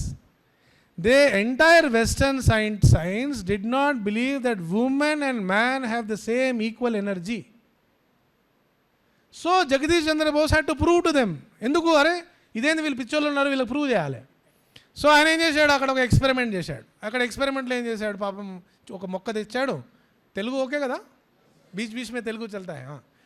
మొక్క పెట్టాడు. మొక్క పెట్టి దానికి he injected poison. He said that this poison, because of this poison, this plant will die. Now nothing happened to that plant. So andaru navuttunnaru. All those Western European scholars, they were all laughing. See, fool aisa. So Jagadish Chandra Bose drank that poison. He said, if this poison is not affecting this plant, it will not affect me. Then one fellow in that undra crooks vallu vaadu dantlo kuda emannadu, nenu dinni I removed the poison and put distilled water annadu. Then again Jagadish Chandra Bose, he injects poison, he puts an antidote, the plant again survives. This entire experiment he did in the Western world. So this concept, where does it emerge from? It emerges from this Ishavasyam idam sarvam. So she asked in the morning, is spirituality help you in your science, in your subject? Has it helped Jagadish Chandra Bose or not? Yes or no? There are so many things in the world which people do not know, which they are waiting for us to tell. But first, who should know? We should know. Then we can tell. మూడోది ఏమంటున్నాము? Survey భవంతు సుఖినః. ఈ survey అంటే ఏంటిది? Survey means not just human beings, not my. ఇప్పుడు భారత్ చూడండి, భారతదేశానికి enemies ఏమున్నాయి? Pakistan, China, ఇవన్నీ ఉన్నాయి కదా, ఎనిమీ కంట్రీస్. కానీ మీరు ఎప్పుడైనా ఈ మంత్రం చెప్తున్నారు అనుకోండి, సర్వే భవంతు సుఖినః మైనస్ చైనా అంటారా? అన్నారు. ఎందుకు అన్నారు? Because at one level we transcend all this. We know that he is an enemy, but still we at one level we want everybody to be happy. So this concept of benefit or that the entire universe should be at peace, the entire Brahmanda, not just human beings, plants, animals, all types of charachara shrishti antam chudandi, everything should be at peace ane concept is Bharat. ఇప్పుడు ఈ concept విశ్వాన్ని ప్రపంచానికి తెలవాలా లేదా? ఎప్పుడు వింటుంది ప్రపంచము? మనకు strength ఉంటే వింటుంది. మీకు బలం లేదనుకోండి, ఎవడు వినడు. ఇద్దరు కొట్లాడుకుంటున్నారు, మీరు పోయి ఏదో మధ్యవర్తిత్వంకి వెళ్ళారు, ఏమవుతుంది? మనకే రెండు పడతాయి. అదే మనకు బలం ఉందనుకోండి, ఆపరా అంటే ఏం చేస్తాడు? ఆపుతాడు. ఆ బలం కావాలి మనకి. ఈ బలం ఎట్లా వస్తుంది? మొత్తము దేశం అంతా కూడా ఈ ఒక వన్ డైరెక్షన్లో మూవ్ అవుతున్నా కొద్దీ, when we know who we are and we want how the nation should be governed, ఆ ప్రెషర్ ఉంటుంది చూడండి, that pressure starts working. Therefore we should start knowing. Then Mata Bhumihi Putroham Prithivyan, this whole universe, this whole land, world is our Mata. These concepts are what makes Bharat unique. Then there is this conflict about whose religion is greater, whose God is bigger, correct? Who will go to heaven first? భారతదేశం ఏమంటుంది? ఏకం సత్, truth is one అని చెప్తుంది. దీనికి వివేకానంద ఒక story చెప్తారు. ఒక పక్షి ఉన్నది, ఒక చెట్టు పైన ఒక పక్షి ఉన్నది. There is a bird on a tree, right? దీనిపైన there is one more bird, right? ఇక్కడ ఒక బర్డ్ ఉంది, ఇక్కడ ఒక బర్డ్ ఉంది. ఈ బర్డ్ ఎంత చూడగలుగుతుంది? దాని విజన్ ఎంత ఉందో అంత చూడగలుగుతుంది, కరెక్ట్? పైనుంచి ఇంకోటి చూస్తుంది, దానికి ఎంత కనిపిస్తుంది? ఇంకా దూరం కనిపిస్తుంది కదా. సో పైన ఉన్నది చెప్తోంది కింద వాళ్ళకి, బాబు ఇట్లుంది పరిస్థితి అంటే, కిందది ఏమంటుంది? అబద్ధం చెప్తున్నావు అంటుంది. ఎందుకు? దానికి కనిపిస్తలేదు. సో పైన ఉన్నది ఏమనుకుంటుంది అంటే, ఓకే వీడికి ఇంతే అర్థమైంది, let it be okay. So ఏకం సత్తులో we allow that okay this person at this linear Shri Aurobindo గారు ఏమంటారంటే, each soul is at a different level of spiritual consciousness. Each soul is different. They are at a certain level. Therefore, he will take time, he will take us more time maybe. Somebody will take more time. But they will go somewhere. It will take time. So this concept is again Bharat's unique concept. These few values, they make our nation. Not just our language, culture, these are all important. But these values which are there, these values are called Sanatana. They are eternal. They are not, they emerge out of Bharat, but they are for Vishwa Kalyana. Therefore, Bharat has a role to play, which is to educate the world, to bring this consciousness level, which a lot of times you will hear this word, that the level of consciousness of this world has to increase, has to improve. For that, Bharat has a role. These values, world does not know today. Therefore, they want to colonize other people. Therefore, there is this continuous war. But Ukraine lo రష్యాకి మధ్యలో యుద్ధం కానీ, Hamas Israel యుద్ధాలు, there for what? Because there is no acceptance that my god is bigger than your god అనే ఒక acceptance, ఒక war. ఇక్కడ ఏం జరుగుతుంది? నా దేశము నీ దేశం కంటే గొప్పదని జరుగుతుంది. So at some level this will happen. But if you do not elevate the world will end in to another world war. But to elevate the world we have to have strength. Which is what when Sri Aurobindo says, when he talks about Sanatana Dharma, he says Sanatana Dharma is our nationalism. So what do we mean by Sanatana Dharma? Is those values, those eternal values, that is our nationalism. It is not killing somebody or occupying somebody's territory. That is not our thought. Our thought is this. But for this, the nation has to be strong. Next. So there are few steps to build nationalism. One is knowing our heroes. Morning in the first we discussed, right? Knowing who are the people whom you should emulate. ఎందుకంటే వాళ్ళ గురించి తెలిస్తే you will start living like them. If you don't know them, what will you do? Aamir Khan జుట్టు ఇట్లున్నదా పక్క నుంచి ఉన్నదా, ఇదే చూస్తాం. ఎవరు జుట్టు ఎట్లున్నది, ఎవరు కలర్ ఎంత ఉన్నది, వాడు బ్లూ కలర్ బ్లాక్ కలర్ పెట్టుకున్నాడా. This is what we will keep doing because we don't have any other elevating thought. We are not looking at how should I lead my life. So if you read that Sri Aurobindo left an ICS job, which is today's IAS, right, that time governed by the British. He says that he leaves his ICS job and he comes to Bharat to serve Bharat. How will you start thinking about your life? When he is saying that there will come a time when everything has to be sacrificed at the altar of the mother, which means that you will read for whose sake? For India's sake. Why am I studying? Not to study here and take a passport somewhere else. I am studying here for contributing to my land, for the country which has given me so much. ఈ concepts అన్నీ we will start thinking when we know our heroes. Then Bharat centric education. What do we mean by this? Simple example. Who discovered sea route to India? Vasco da Gama. Correct. Now, this Vasco da Gama discovered sea route to India from where? Huh? What was his nationality? Portuguese. Now, that means Vasco da Gama discovered sea route to India from Portugal. Why are you reading about it? Vasco డ gamma నేను ఇక్కడ ఉన్నా అండి, ఇక్కడి నుంచి నేను ఇక్కడికి వచ్చాను. ఈ హిస్టరీ ఎవరికి ఇప్పుడు? ఇక్కడున్న ఆయనకా నాకా? నాకెందుకు అయింది ఆ హిస్టరీ?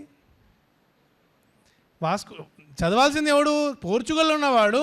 ఈ వాస్కో డ గామా అనే ఒక వ్యక్తి, he moved from Portugal to India, he discovered India అని వాడు రాసుకోవాలి. మనం ఎందుకు రాసుకుంటున్నాం?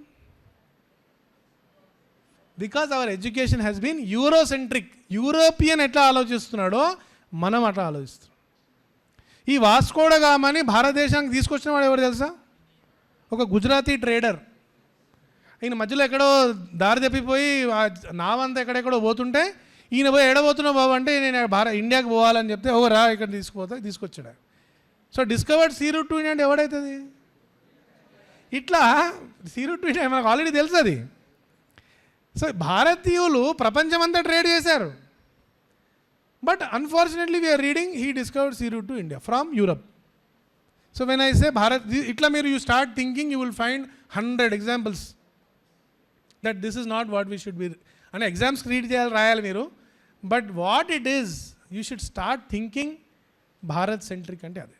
Then know your threats. Border lo evaru unnaru, internal evaru unnaru, terrorist evaru, inti pakkana vaadu evaru unnadu, sudden ga evaru kotta ayana vachesindi Rohingya. Do we know who is the person behind suddenly taking rent and staying with us? Do we know? Because we have built our own cocoon. మన దేశం, మన ఇల్లు, మన IT job, రేపు ₹1,00,000 వస్తుందా, 50,000 వస్తుందా, పక్కన ఉన్నవాడు ఏం చేస్తున్నాడని చూసుకోవాలి కదా. So know your immediate threats and your national threats. What is there, who is coming, who is staying where. So know your threats. Then what is our world mission? ఇంతకుముందు మనం అనుకున్నాం కదా, ప్రపంచానికి శాంతి రావాలంటే we have to be strong. Then elevation of the masses, level of education. ఎట్లయితే ఇప్పుడు Auroville foundation వాళ్ళు మన దగ్గరికి వచ్చి మనకు చెప్తున్నారో, ఇట్లా మనము వేరే చోట్లకి వెళ్ళాలి. దీనిలోంచి ఒక బ్యాచ్, ఒక 10 మంది, 5-10 మంది, you should start reading. Maybe you should go to schools. You know more than people in schools, right? So if you start going to schools and then start talking about these subjects, then there is a chain. Then some people should go to tribal areas. Some people should go to slums. Has anybody here visited? No. Do you know how chalk piece is made in India? Who makes chalk piece? Most of the chalk piece? Chalk pieces. Chala chalk pieces, handmade chalk pieces, leprosy colony lo tayaraithayi. Have you ever visited a leprosy colony? How people live?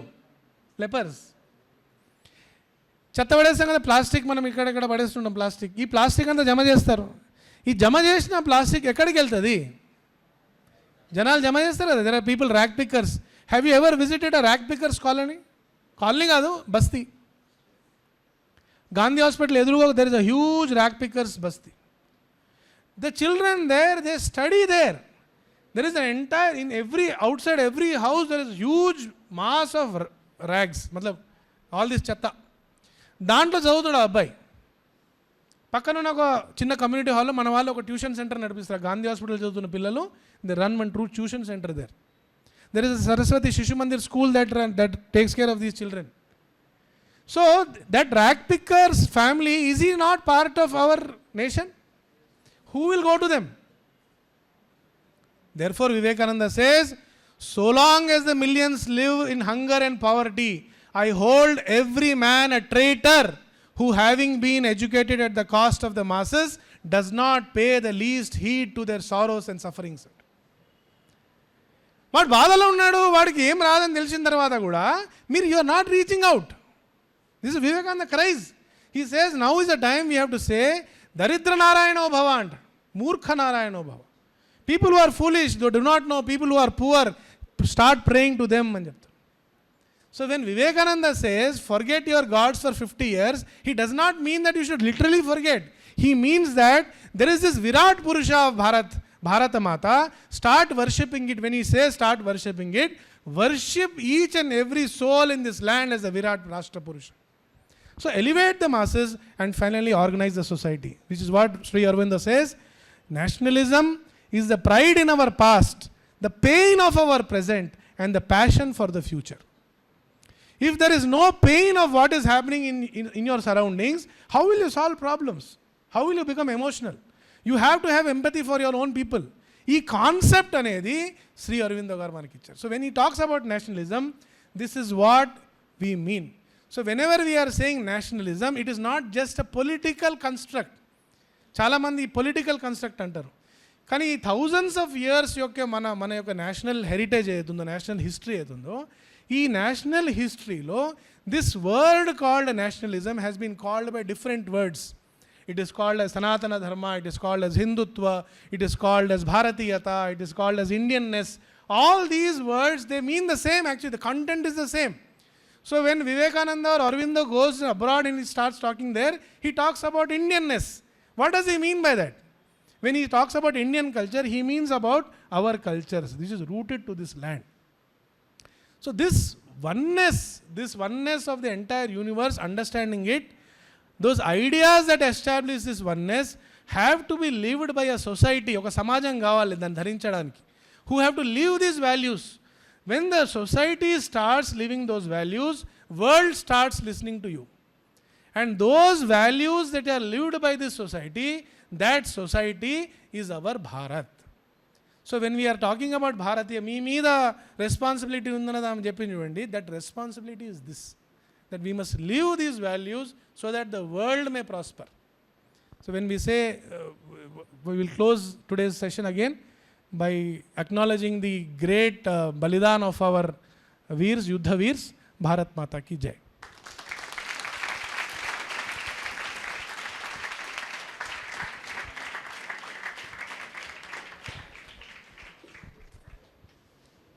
Thank you very much, Ayush ji.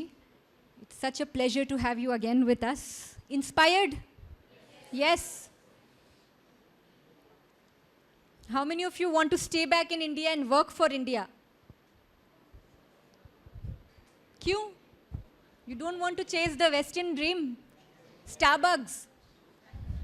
Nahi? Yes, ma'am. Want to stay back in India? Work for India?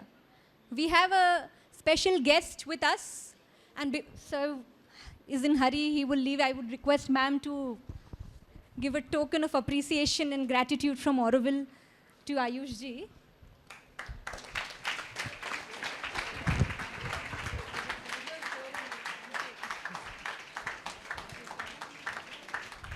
Since you said you want to work for India, for Bharat, we have with us a special guest from Auroville. She is an IFS officer in Pondicherry, and now she is also taking care of an additional position in Auroville. She is an officer on special duty in Auroville and also taking care of the green works in Auroville. I'm not saying the word forest, I'm saying the green works in Auroville, of all kinds of green works. What is green works? Well, ma'am will tell you. And also I would request her to tell you her story of why she chose to work for the government and to work for India. Because I've heard in the youngsters, government ke sath kaam karna hai, private organization. I'm not saying that that's not good or that's not right. But why are you not inspired to work for the government organization? and to work for India through the government. So, is there anyone over here who's aspiring to be aspiring to do UPSC? Yeah? How many of you? 2, 4, 5. That's it? What about the others? So let's hear it from Madam. I would request Madam Vanjulavalli to also share her views on contributing for Bharat and to call you to Auroville. Please, ma'am. Yeah. Good morning. Sent it to your email. Do you guys want a break? You want to stretch? Yes. Yeah. Should we have a 5-minute break? But how punctual are we? If I say 5 minutes, will you be back in 5 minutes? Yes. Yes? Sure. Because I don't think, you need to absorb what you've heard. You've had a wonderful session from Ayush ji.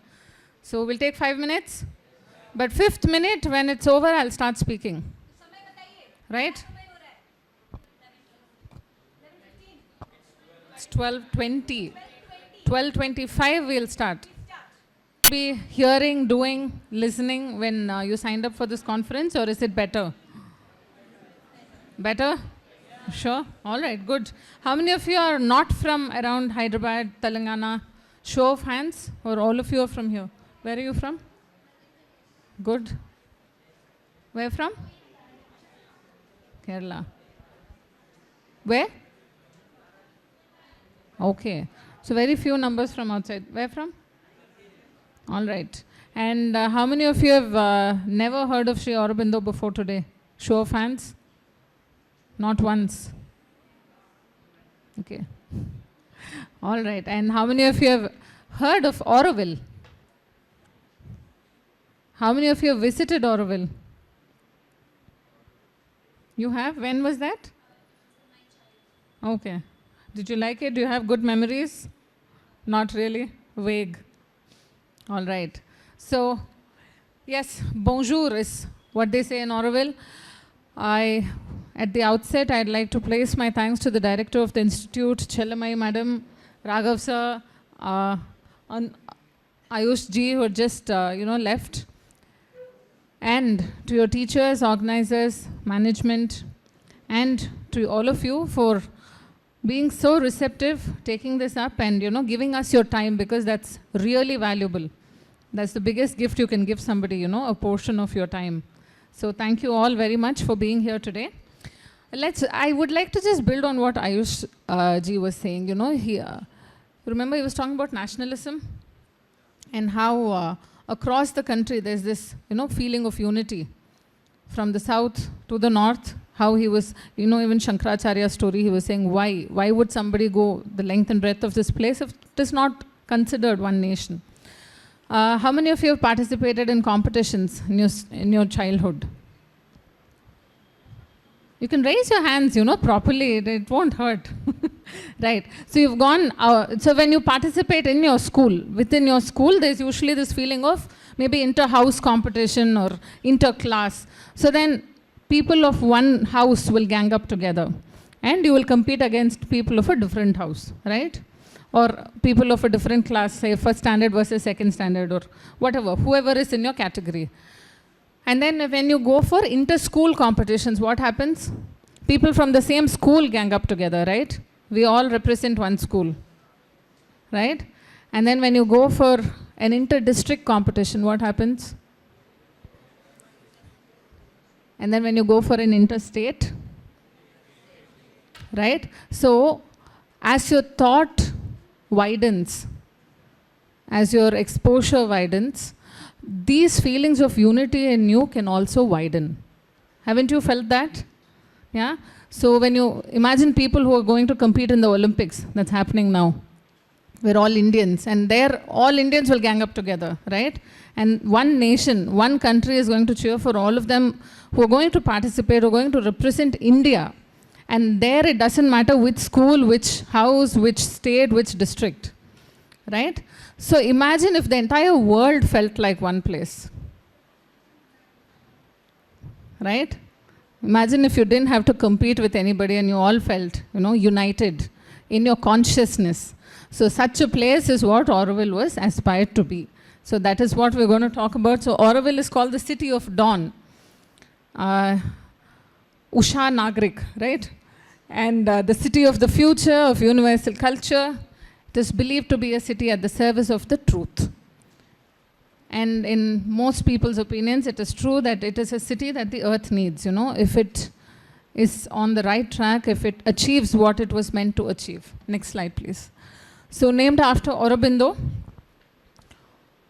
Auroville is a vision on his future of humanity, right? Mother had this idea of Auroville in the early 1930s, it is said, it is on record, but it could not materialize till the 1960s. So, next please. On 28th February 1968, Auroville was inaugurated as a city of the future. A land was identified. So where is Auroville? It's in Tamil Nadu, right? So it's 10 kilometers from Pondicherry, although it has the tag of Pondicherry more. Actually the land is in Tamil Nadu.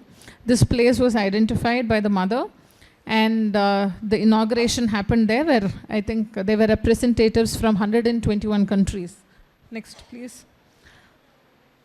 Greetings from Auroville to all men and women of goodwill who are invited to Auroville, who thirst for progress, aspire for a higher and truer life. So to be a member of Auroville, the first basic criteria is you should have goodwill.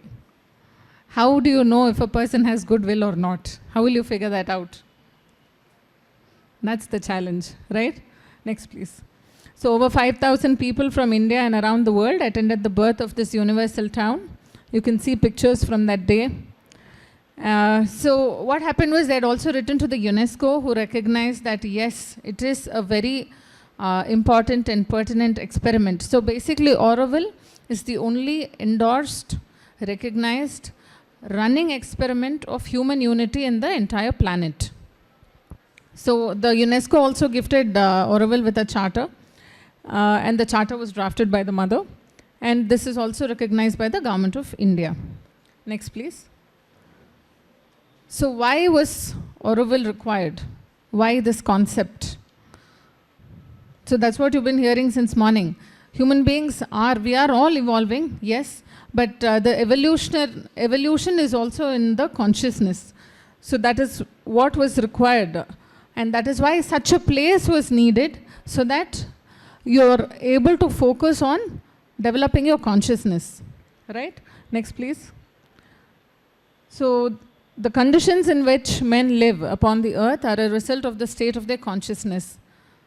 Do you want me to read that again? The conditions in which men live upon the earth are a result of the state of their consciousness. So what does it mean? So you are what you think, you are what you know.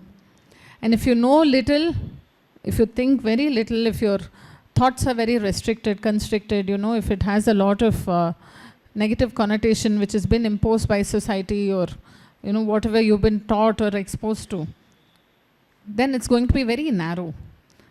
So that is the reason your state of consciousness comes to play when you talk, when living in Auroville is talked about. To want to change the conditions. So if the conditions change and your thoughts don't change, is that going to have any effect? So your thoughts have to change, right? Next, please. Auroville wants to be a universal town where men and women of all countries are able to live in peace and progressive harmony above all creeds, politics, and all nationalities. The purpose of Auroville is to realize human unity. This is what I was telling you in the beginning, right? Next, please. So this is the charter of Auroville. This was drafted by the mother, and this has been recognized by UNESCO. Auroville belongs to nobody in particular. There is no ownership. Auroville belongs to humanity as a whole. But to live in Auroville, one must be a willing servitor of the divine consciousness. Auroville will be the place of an unending education, of constant progress, and a youth that never ages. Auroville wants to be the bridge between the past and the future, Taking all advantage of the discoveries from without and from within, Auroville will boldly spring towards future realizations.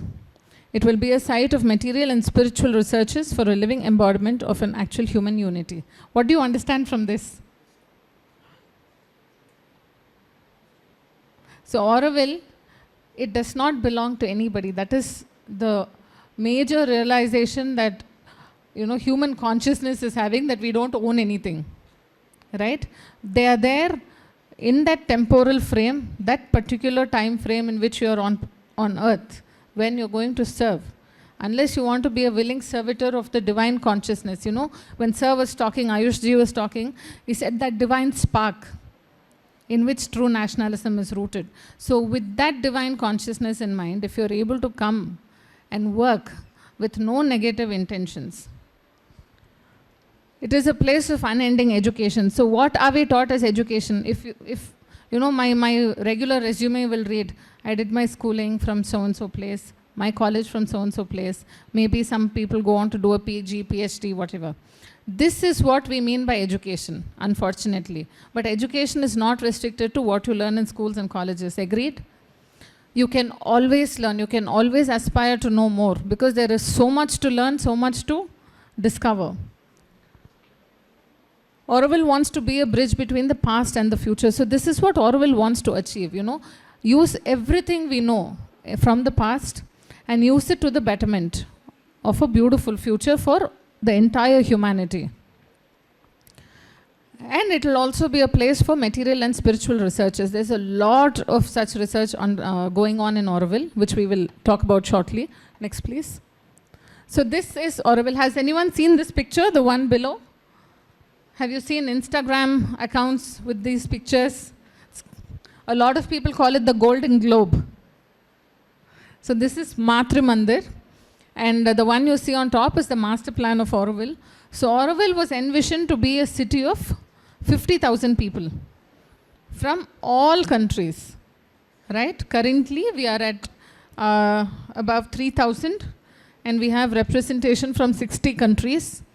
And all of this has organically developed. Yes, it is a smaller number. We've been there for more than 55 years. Still, nobody has, done any propaganda or marketing for Auroville. And all the people who have come with a story. You can talk to anybody in Auroville and they'll tell you why they are here. Take Mulika, for example. She just came one weekend for a visit and she never left. So that place speaks to people, it draws people. There are 4 zones in Auroville: residential, cultural, industrial, and international. The residential zone is probably the largest. That's where a lot of the housing projects are taken up. And 55% of that space is supposed to be green. And this was envisioned, say, 55 years ago. Maybe even in 1930s when Mother had the idea, when they were trying to figure this out, sustainability and, this environment-friendly thing it's a thing of today, right? You wear a camouflage shirt, a green color pant, you wear a cap, you take a camera, and then you call yourself a naturalist. And you become a very cool person amongst your peers. That's not what this was for. This really, they meant sustainability, they meant living in harmony with nature. So the residential zones are like very beautifully designed. It's all done by Aurovillians. The cultural zone has what we call pavilions. So Auroville has space for a number of countries to come set up their own pavilion here. We have European pavilions, Unity, Tibetan. So all of their culture can be showcased in that space. There's a lot of research also that goes on. We also have the Indian pavilion, which is called the Bharat Nivas. So there are a lot of spaces for performance. We get beautiful artists who come there, who perform, right? Then there is the industrial zone. The industrial zone is what you guys should be looking at currently. That is where we have a lot of units. There's some 700, 800 plus units who have, you must have heard the secretary's message in the morning. So you can name any field and we have a unit, right from chocolate making, cheese making, food, fashion, sustainability, the top-notch research on ecosystem services, farms, green belts, anything and everything. So you will definitely find some niche to come and work in one of these units, right? So in the center of these 4 zones is the Matra Mandir. Matra Mandir is, for Auroville, the soul. And that's where the site was initially designed, identified. There's a very beautiful banyan tree that you people should come and see. And near that stands Matra Mandir, a place where people go for a spiritual reason. There is no religion attached to Auroville. So it is just a pure pursuit of your consciousness, right? And yes, please, next one. Next one. So Auroville is currently, although in the process of being self-supporting, it is still hasn't reached that point yet. They contribute, the Aurovillians who live there, they contribute in various ways to this township. The economy there, we have a number of units, and all of these units are run by Aurovillians, right? So the point is, they come there, they pursue what they want to pursue. What are you studying? Which year are you in? Which stream? Orange shirt. Aap hi to, bataiye. I can't hear you. BCom, which year? So what will you do after you finish? After that? What job? Why? Because that is what you're trained in, right? What's your hobby? Talking? Reading books? Okay. Do you want to write? Do you paint? Do you play sports? What sport? Football. So imagine somebody gives you a space where you don't have to pursue finance. You don't have to pursue business. You can just come and play football every day. How good will you be in playing football? When you have nothing else to worry about. So you understand what we are trying to tell you. Auroville will be a place where you can pursue what you're good at. You don't have to pursue what you know or what you've been trained in. You don't have to do something because you've been told by society or your family. No offense to your family. I'll tell you my story so you will know. You can actually pursue what you're good at or what you want to. Okay? Next, please. So these are pictures from some of the farms. We do a lot of, all the farming in Auroville is organic, right? And there are also green belts where a lot of soil erosion control activities are taken up. Next, please. So in this ideal place, money is not the sovereign lord. There is no concept of money in Auroville. You work. And individual worth would have far greater importance than that of material wealth and social standing. This is what is instilled in our society, right? Where you come from, which society you come from, or which area you come from. That is how people identify us, that is how people respect us. But in Auroville, everybody is equal. And work would not be a way to earn one's living, but a way to express oneself, to develop one's capacities, to serve the community as a whole, which for its own part would provide for each individual subsistence and sphere of action. So you take care of the community and the community takes care of you. Isn't it nice? So they'll give you food, they'll give you a place to stay, your basic needs will be taken care of.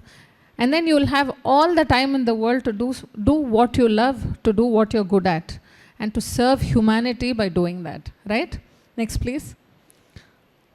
Next, please. So, on behalf of the foundation, we want to invite you all to at least visit Auroville once. You are at least a little interested after hearing about this place? Yeah? Would you at least like to visit? So if you have any tour, educational tour that you people go to, at least think about coming to Pondicherry next time. You can visit Auroville.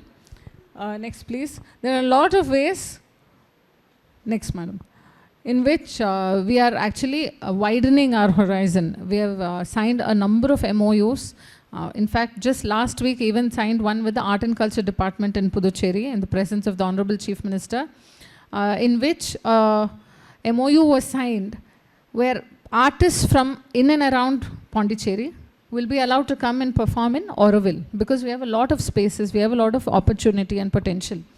And we want to help the local artists, you know, to come and showcase their talent. There are huge opportunities for volunteering, internships and fellowships.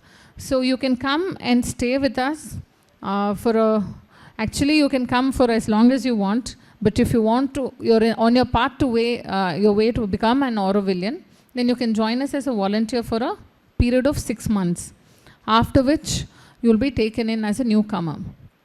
And after 1 year, usually after a review, you'll be taken as an Aurovillian. However, if you don't want to come there, like it is not required that you have to be an Aurovillian to come and, you know, take in the beauty and everything that place has to offer. You can come and intern.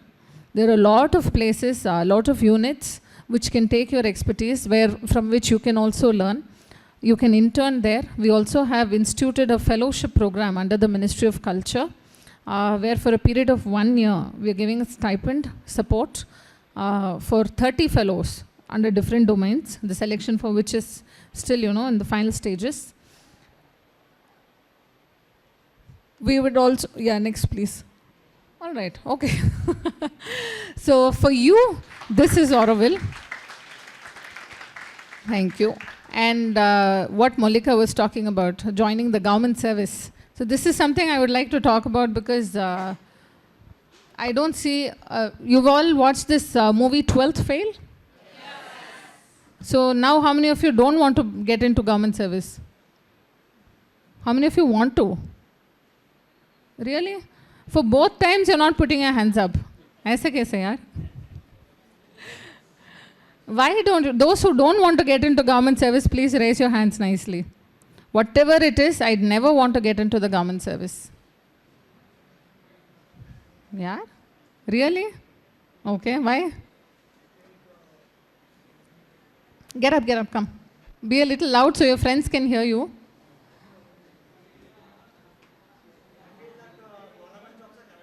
Okay. Very good.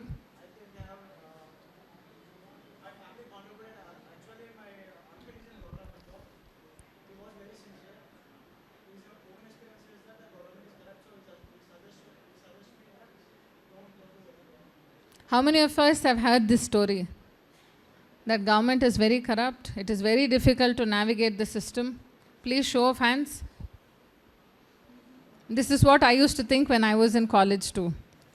My parents are all doctors. My parents are doctors. My brother is a doctor. We have a private practice, right?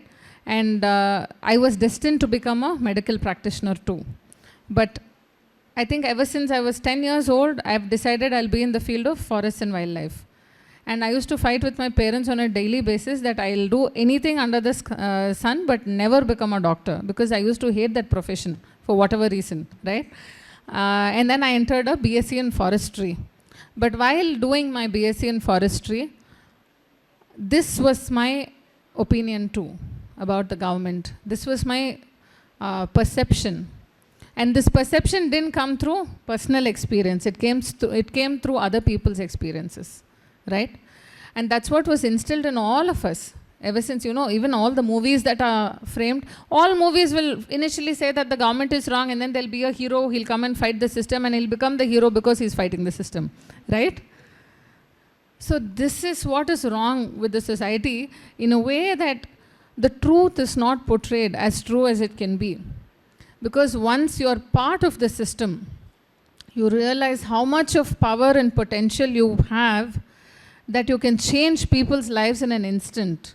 You can do real service. See, people who are corrupt, yes, there are cases, there have been so many instances, you keep seeing in the news, yes, it is there. But it is not the system that is corrupt, it is that particular individual.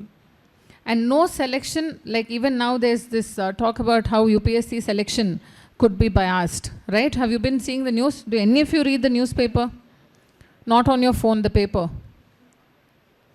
Yeah? You guys read? Yes? So, you realize that this is how, people get dejected and the youth are pushed. One, like how Ayush sir said, they go out, they feel it is much better, people don't trouble you, you go to a different country, you make a lot of money. So they say, earn in dollars, spend in rupees. That's how we all become rich, right? But to come back here to your motherland and to do something, take it from me, I've been in service for like 12 plus years now. It has been a wonderful ride.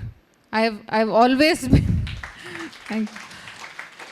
I've always been at the head of controversies. I've had so many problems. Every single day is a struggle. It is always a fight. But in the end, you ask me to do this, you ask me to pick whether I'll become a doctor or I'll do what I'm doing. I'll pick this every single time because this is where the satisfaction is. So think about this.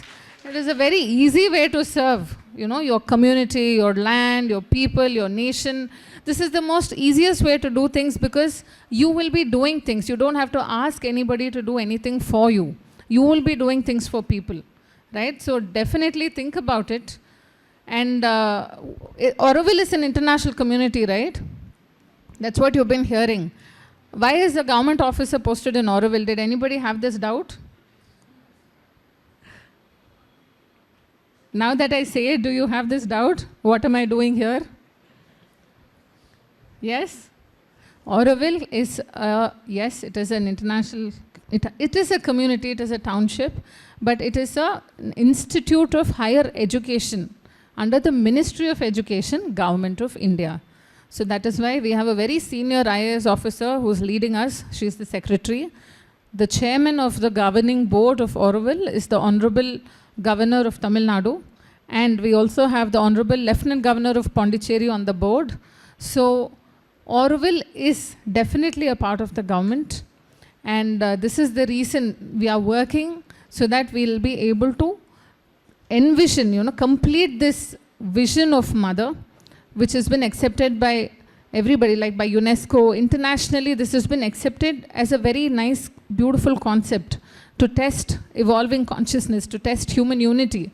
But we're not able to get there because of several reasons, administrative challenges, the travel itself. So for us, it is the journey. And the journey has been so beautiful. 55 years have passed. But now we need the youth of today to come join us, to help us in achieving this goal and achieving this vision. So I extend a very warm invitation to all of you. And once again, on behalf of Auroville Foundation, on behalf of my secretary, on my own behalf, I thank the management, all the speakers, and to all of you for a patient listening. Thank you. Jai Hind. Thank you so much, ma'am. Now are you inspired to work for Bharat? Haan, acha. So before we take a break for lunch, we have the last talk by Raghav Krishna ji. I'll give you a short introduction of Raghav Krishna ji. He carries 22 years of experience across game development. Game development, guys. And academia with expertise in leading creative product development teams, learning design and org culture. As a student of Indic knowledge systems, he's being modest, calling himself a student, he seeks to provide perspectives on tackling global challenges from an Indian civilizational worldview. Raghav ji is the founder of Brahat, and it's also called Brahat Culture Engine. So I would request him to tell us what he means by culture first. And so welcome. Over to you.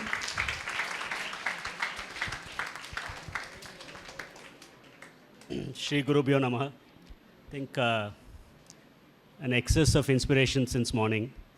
Right? So let's hope that there won't be a poverty of attention.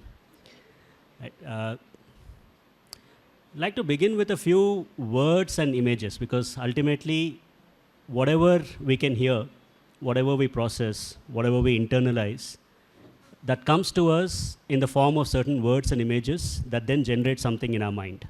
Right? Since morning there have been a lot of words, a lot of images, a lot of visualization that has happened. I'd like to first hear from you some words and some images that might have just registered in your consciousness. Anything. Since morning, the words that you've heard, what strikes you? What is the word that has attracted you? Anything, just go ahead and say. Sorry, go ahead. Yeah. There's a whole theory of word, knowledge, consciousness, and how images turn into things that we manifest. And what game development does is actually that, right? We'll come to that. But firstly, so many words that we've heard: patriotism, nationalism, consciousness, evolution, dharma, sanatana dharma. So what are the words that registered in your mind? Sanatana dharma. Right? Something about that word, the sound itself, that made you sit up and take notice. What else? Any other word? Now let's look at the categories that we're talking about. How many of you are from commerce here? BCom, okay. How many of you are management, BBA? Okay, a lot of you, okay. How many of you are from sciences? Okay. Now let's meditate for a little bit on these two words that we've heard. We've heard evolution. Evolution is a subject matter of which discipline? So I mean, if you looked at the video, it said evolution of consciousness, evolution of spiritual consciousness, right? We seem to be mixing two different things, aren't we? Evolution comes to us from sciences, right? And spirituality seems to be the question that Ayush ji also so beautifully posed. We have to actually suspend the scientific thinking to believe in God. For example, when Sri Aurobindo came to India and he had a spiritual vision, is there a way within your current scientific method that you can say it can be established? Would you measure that in a library? Can you experiment with that in a laboratory? So how is this dichotomy being reconciled? Evolution and spirituality. Why is Sri Aurobindo bringing both of them together? And how is he doing that? The one thing that has happened in our education, and something that this session since morning has addressed, is the absolute loss of wonder. Our education has deprived us of moments of wonder. Because unless you wonder, your imagination is not kindled. And unless you stoke your imagination, your creativity is not born. And unless you work on your creativity, your perfection is not a journey that you can make. So let's wonder about this, about evolution and spirituality together. For that, we'll need to go back into history. Some part of history that Ayush ji already said, some part of it, hopefully, we'll discover in the next 10 minutes. Now, this separation, some of you said you're from commerce, some of you said you're from sciences, some of you said you're from other streams. Does life come to you as the separate disciplines? Is there a science hour in your life? Is there a commerce hour in your life? Is there an art hour in your life? So if life is coming to you as an integral whole, why is it that education has separated and compartmentalized these into different disciplines? To understand how you have chosen a certain discipline, we need to go back a few hundred years. In fact, we need to go back exactly 1400 years. From 1000 AD to about 1600 AD, Europe, by their own account, because Ayush ji also mentioned about Eurocentric education, but how did this education become Eurocentric? What is the fundamental fracture from where everything else is being fractured? If you are seeing nation versus civilization, if you are seeing local versus national, all of that are presented to you as binaries, right? This versus that. When did human mind start breaking things into this versus that? And this is a long struggle that has happened in history, which we are also paying the results of. So from 1000 AD for about 600 years, there were very, very fierce wars in Europe. Any history students here? Anybody who studied history?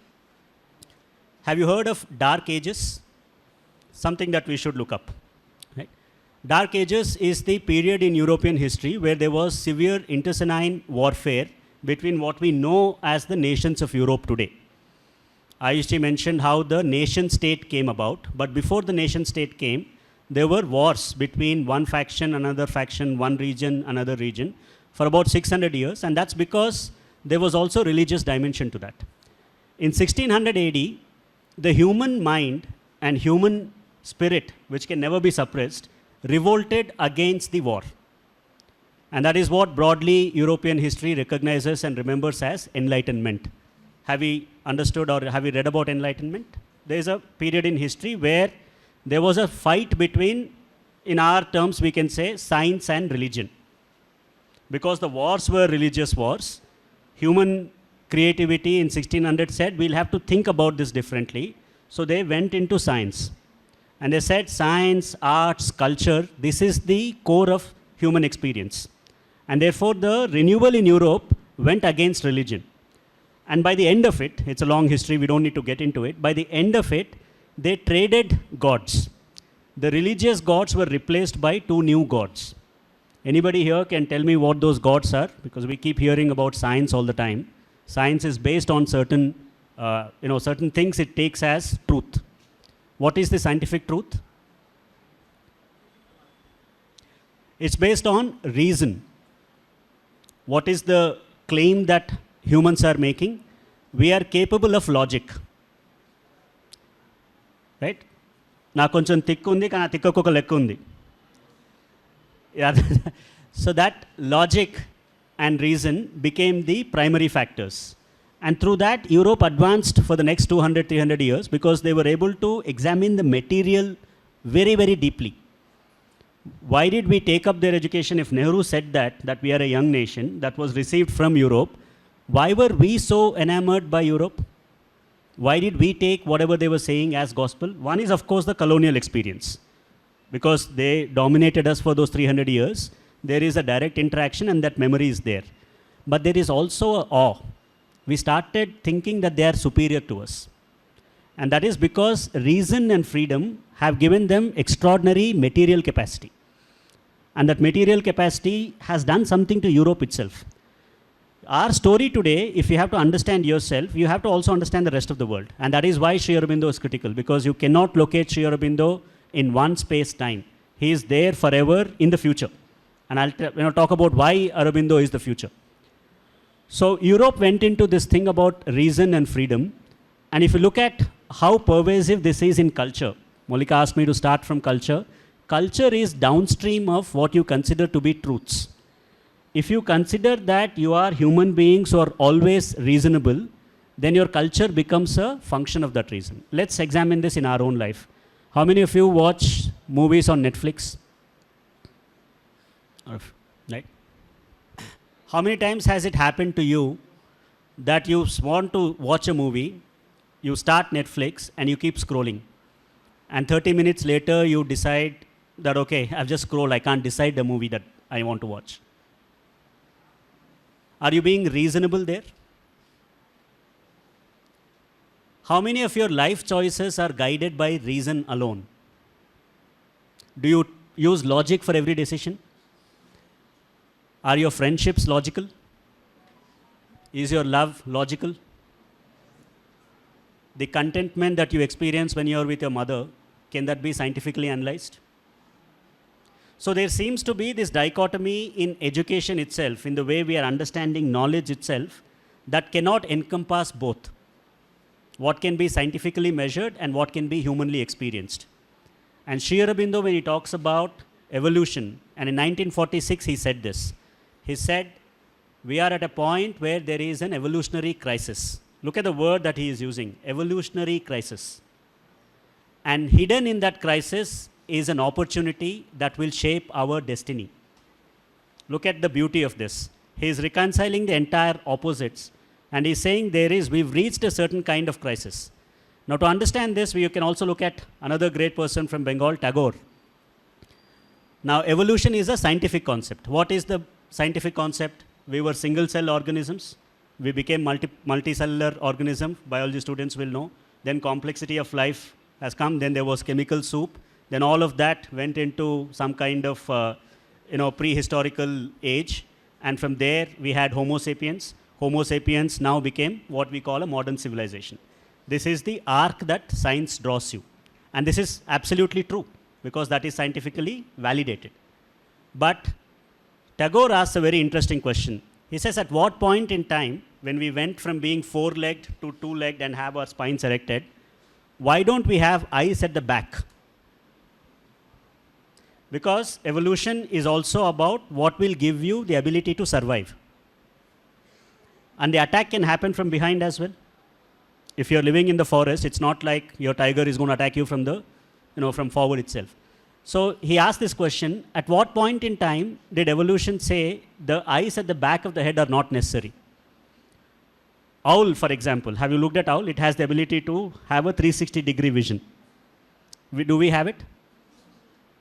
So he asked this question, what is it in evolutionary history, in science? Because science is telling us that whatever helps us survive and reproduce is naturally selected. And that is passed on through our genes so that they can be continuity. That is the law of evolution. But at some point in time, something that was necessary physically, logically speaking, became redundant. Evolution did not pick that for humans. So he says this is the rise of consciousness. Because we managed to form a society. And how did we do that? We did that by telling stories. Are we the strongest species on earth? In the forest, are you strong? You're not, but we've come from forests. So how is it that human species, this species, started dominating the rest of the world? The one thing that we managed to do is tell stories through mythology, what is considered to be unscientific today, but it is through myths that we managed to tell each other about the danger and the opportunity. And through that, we managed to create large collaboration. It is only the human society that can, through the medium of stories, create collaboration between entities that have never met. This is the role of consciousness. That it is able to, the expansion that everybody spoke about since morning, the expansion is fundamentally within yourself. And as you expand, there is something that actually increases your ability to gain trust in a moment's notice. And when Sri Aurobindo is talking about evolutionary, spiritual context, he is talking about this kind of evolution. That it is no longer about our vision, no longer about how many arms we have, whether we have eyes at the back, but there is an evolution in a different dimension. And that dimension is the ability to include everyone. That's the broad concept, that one binary. Now, but all these things are esoteric. How do we bring it down to our life? What is dharma? What is all of this? How many of you have seen news about 5 months ago about a train accident in Orissa? All of you, right? Almost all of the, in fact, all the people who were on that train, they died immediately, right? And it's a moment of national mourning. We all feel that. And then we swipe right. We forget it because there is a lot of information that comes to us. Today, the greatest challenge that we have is because our senses have been hijacked. And I will talk about Sri Aurobindo's yoga. But fundamentally, we moved on. But 11 days after that, the local villagers who were in and around Balasore, where the accident happened, they came together on their own and they performed the death rituals of the people who died. Now we have to understand this to understand Bharat, because we speak about such high philosophy, nation, state. How is it that across this land, with such incredible diversity, we are all having a sense of oneness? If you understand this, you will see that what they have done is on 11th day, because in the cultural belief, in the philosophy of this land, the soul has to migrate to the next Janma. Right? All of us, Punarjanma, Karma, Rita, Rana. These are the central ideas that bind this nation. And they said, because they died accidentally, there is an interruption. Somebody has to do the Pitra Karma. And imagine the beauty of this. These are villagers. We consider ourselves, somebody said, go to the tribal areas and also spend time. You should go to the tribal areas not just to educate, but also to be educated, to really learn. That should be the spirit. Do we really have it in us to actually come together like that and do something? And that 11th day ritual actually involves tonsuring your head. You have to shave your head, you have to fast for an entire day, and then perform the ritual. They did that. No state asked them. There was no market. What you read in your BBA curriculum about the organizing power of market. There was no market. There was no state. They came on their own. They came on their own because they felt a sense of oneness with the people who passed away, not because they knew them. They never knew them, and they will never ever know them. Right?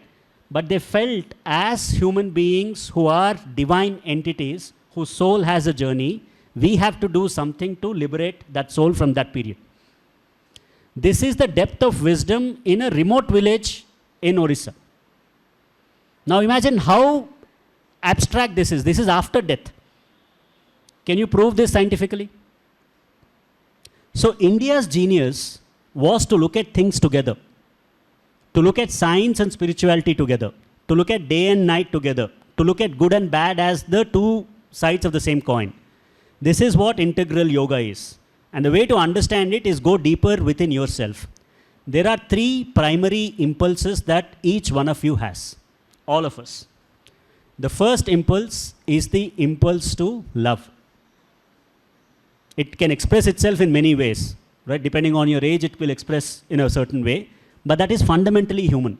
To expand by loving someone is fundamentally human.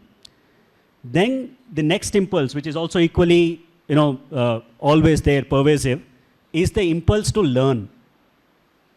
You might be bored in a class, but you are looking at your mobile to teach you something, right?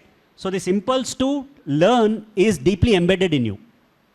And the third one is the impulse to act, to do something, right? Now, if you understand what Ayush ji said about yoga, the video also said about yoga, what Sri Aurobindo did was to reconcile all of this. The impulse to love became bhakti yoga in this land. All of you heard about bhakti? What is bhakti? Love for God. Because all other love can become conditional. It can become transient. It can become, let's just a sporadic incident. So this land meditated on what is the highest expression of love.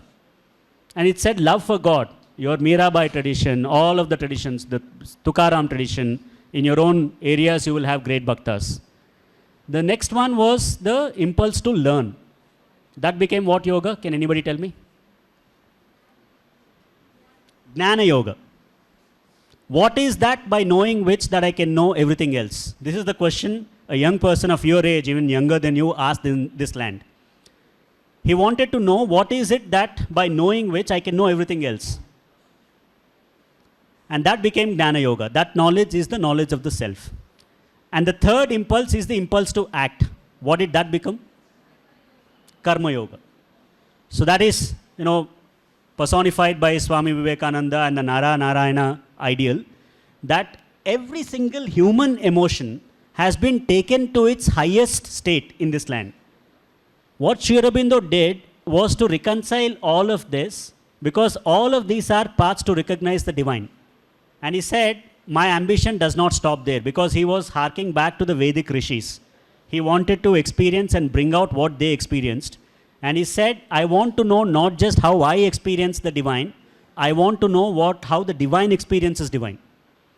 So that is integral yoga. The ability to understand and synthesize all your human impulses. That is integral yoga. That is what Sri Aurobindo has given.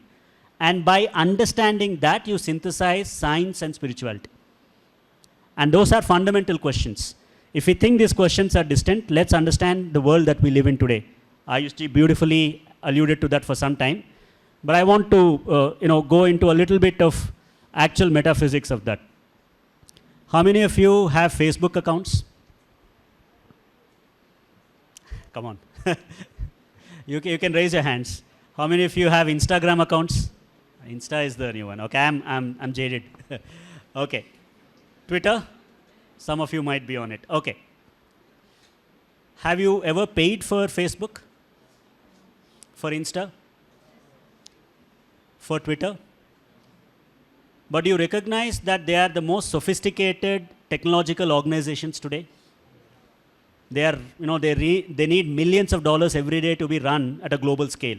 Half the planet is on those platforms. So if they're not charging you, how are they making their money? BBA students? Advertising. But what is the promise of advertising? What is the commodity there?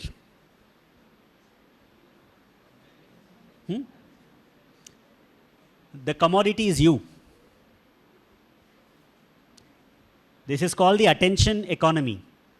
It is called the attention economy because unlike the past colonization, where somebody had to travel, Vasco da Gama or whoever else it was, had to travel to capture lands, you today have digital technologies through which they can capture your mind already. Do you understand this? So this is attention economy. If you're not paying for it and somebody else is paying, what are they paying for? They're paying for your attention. Now let's look at the design. I come from the world of design and games, and we'll talk about the themes in games development and culture itself. How many times has it happened that you keep scrolling? Infinite. Have you ever thought from a design perspective, why didn't the designer put a stop to it?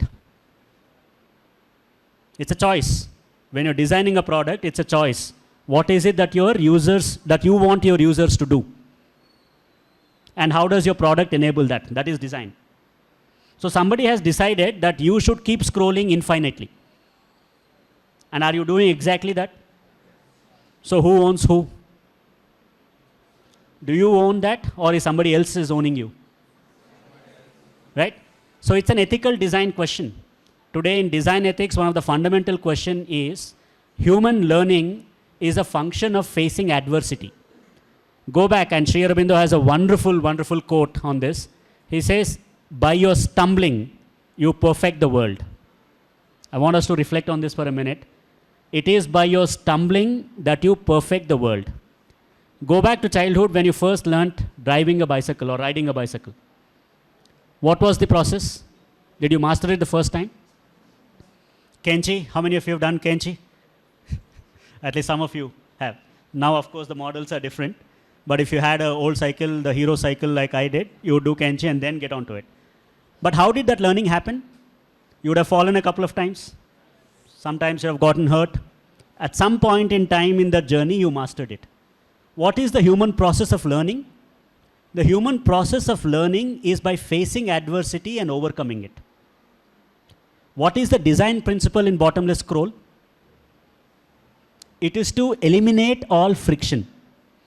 If you study design today says the wonderful design is that which eliminates any kind of friction. What is the digital world essentially doing to you? It is making you believe that the entire world is customized for you. Is it not? When you open your Facebook account, you have your friends. You have the news that is curated for you. You have information from channels that you have followed. So what is it doing you? It is putting you in a silo. And it is making sure that in this silo, there is absolutely no friction. And it is increasing the self-identification that you get by giving you the like button. And we'll talk about the like button. It's one of the most pervasive cultural phenomenon, and we need to understand yoga from that perspective. So when it is giving you this expression, remember now that we are maybe 150 people in this room, all of us have this personalized experiences. And then we need to build relationships with each other to actually be a society. If all of us are constantly in our own silo, will we be able to face the adversity of interacting with the other? Your Facebook, your Twitter, your Insta is customized to you. Is your neighbor customized to you? Can your friends be customized to you? Tomorrow when you marry, when you have relationships, can your spouse be customized to you? Can your society be customized to you? So psychologically, we are getting into a zone where we cannot face adversity because of the experiences that we have. And socially, we are not able to bridge the fractures that we are having. You see the link between what happens in your mind and how that manifests in society? Today, honestly, how many of us feel bored? Do you see the paradox in this? Do we have more choice? If freedom and reason are fundamental truths, how is it that we are bored and we are losing our meaning when we have the most choice? Your generation has the most choice than any other generation ever in history. You can watch 500 movies freely. You can watch the entire world news without paying. This was not, and I'll talk about games a little bit, about how games itself changed, right? When you have so much choice, is contentment directly related to choice? If you have so much choice, can you ever be bored? But why is it that we're feeling bored? How many of you experienced a sense of meaninglessness? 85% of the cases now are about in the Western world, because that's where we draw from to understand what happened to people who believed in that. There are severe mental health issues. Mental health is not a topic that was relevant in India ever, because we had community. We had each other. We were people that were always in society. Now what happened to that culture, which has gone deep into individual experience and suddenly realized that we are not able to produce meaning? 50% of divorce cases, 85% of addiction cases, over-the-counter opioid crisis, drugs. It's a very, very critical issue today in our society as well. Now we have to ask ourselves, we have to actually critically examine this. That critical thinking has to be developed. If reason and freedom were really the core values on which the world can be built for everyone, can you say a drunk man is reasonable? If you are under drugs, are you capable of logical thinking? So if a society is under 50% of the society is over-the-counter drugs, can they have a claim for reason and logic? Right? So there is clearly something missing there. Now let's look at games. How many of you play games, mobile games? Okay. How many of you have played any game which has a zombie theme? Right? Many of us, we understand American culture much more than this one. Right? Now have you ever wondered a civilization, a nation that is so rich materially, why is it obsessed with zombies? Do you see the paradox? Zombies is what? It's post-death, right? It's a society that is zombified. It is post-death, meaningless, where anything can eat anything else. There is no life. Basically, zombie is anti-life. So we have to ask this question about how the materially richest civilization today is obsessed with no life. Do you see the point? I worked on games that have zombies. Beautiful, wonderful, creative games. Extraordinary games that we've created. But at some point, when you look at it from a culture perspective, what are the themes that your culture is sending out? Whereas the poorest of the people in Odisha village are doing something for people who died and who will never meet. Do you see the difference? So we are, at our core, not just about reason and logic. There is something else deeper that we need. Those three impulses that I spoke about. And when we talk about Sri Aurobindo's third dream or fourth dream of taking India's spirituality to the world, we are talking about this fundamental crisis of meaning that is there in the world today and resolving it.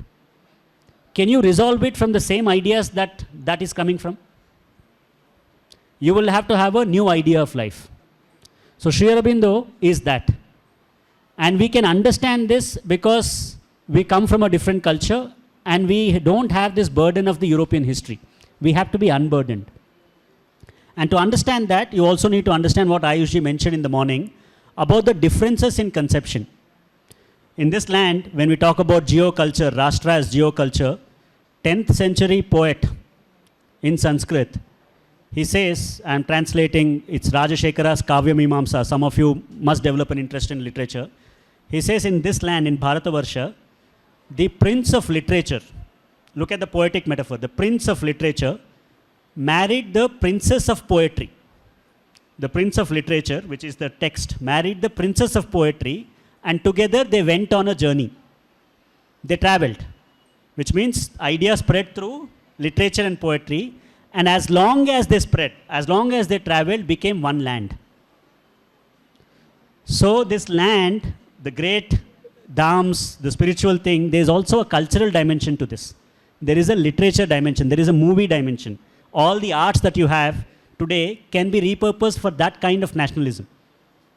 What we've seen today is the service that art can provide in building a nation. And the prince of literature and the princess of poetry, when they travel through the heart. It's not just the mind. And for our civilization, there are three great learning traditions. And it is this learning tradition that I want you to figure out and really identify with, because everything else can be abstracted to your process of learning. If you're able to know how to learn for yourself, you will figure the rest. And this great civilization has given you 3 methods. The first method is called the Shastra method or the Prabhu Samhita. It is the principles level, like Ishavasham Idam Sarvam. That is one line that can explain everything else. But to understand that line, you need to be at a certain level. So this civilization figured not everybody learns from concepts. We learn how. How do you learn? Learning how to learn is the number 1 meta skill in the world. Because whatever else you know today will become redundant by the time you are going into the next class. Forget out into the market for jobs. Whatever you learn today in the next 6 months, that's not going to be relevant as far as content is concerned. So the only thing that will keep you strategically relevant is if you master the process of learning new things. So learning how to learn is the first strategy that you should have for yourself. So the second method this civilization gave for you to do that is called the Mitra Samhita. It's created kavyas and it's created itihasa. You learn by identifying Arjuna's struggle. You learn by identifying Hanumanji's veneration. You learn by identifying Sri Rama's valor.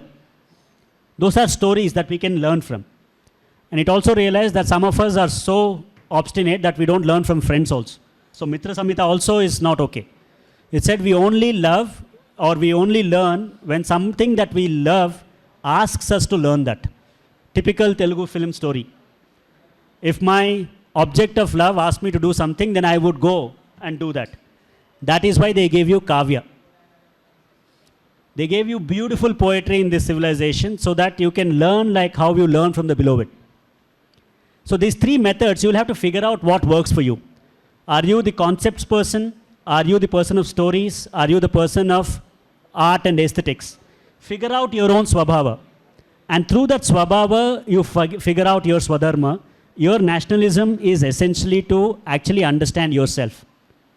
There are macro historical things, but all of them begin when you reconcile this fracture between subject and object within you. So that is the tradition that Sri Aurobindo has given to us. When he talks about Sanatan Dharma, he reconciles the nation, he reconciles the psychology, he reconciles the social, he reconciles the literature, he reconciles art, aesthetics, education, and finally, when in his magnum opus, he reconciles poetry. One person who's gone from the most rebellious act.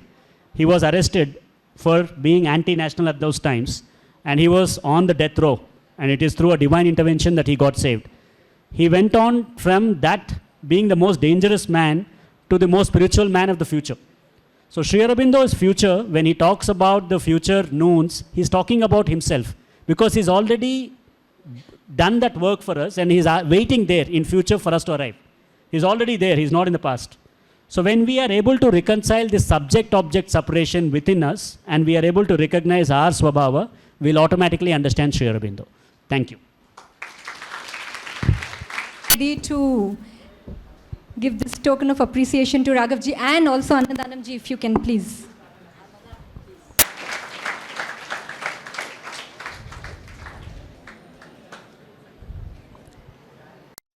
Sri Aurobindo, a man of valor and dedication, who envisioned Purna Swaraj, total independence for a spiritual India.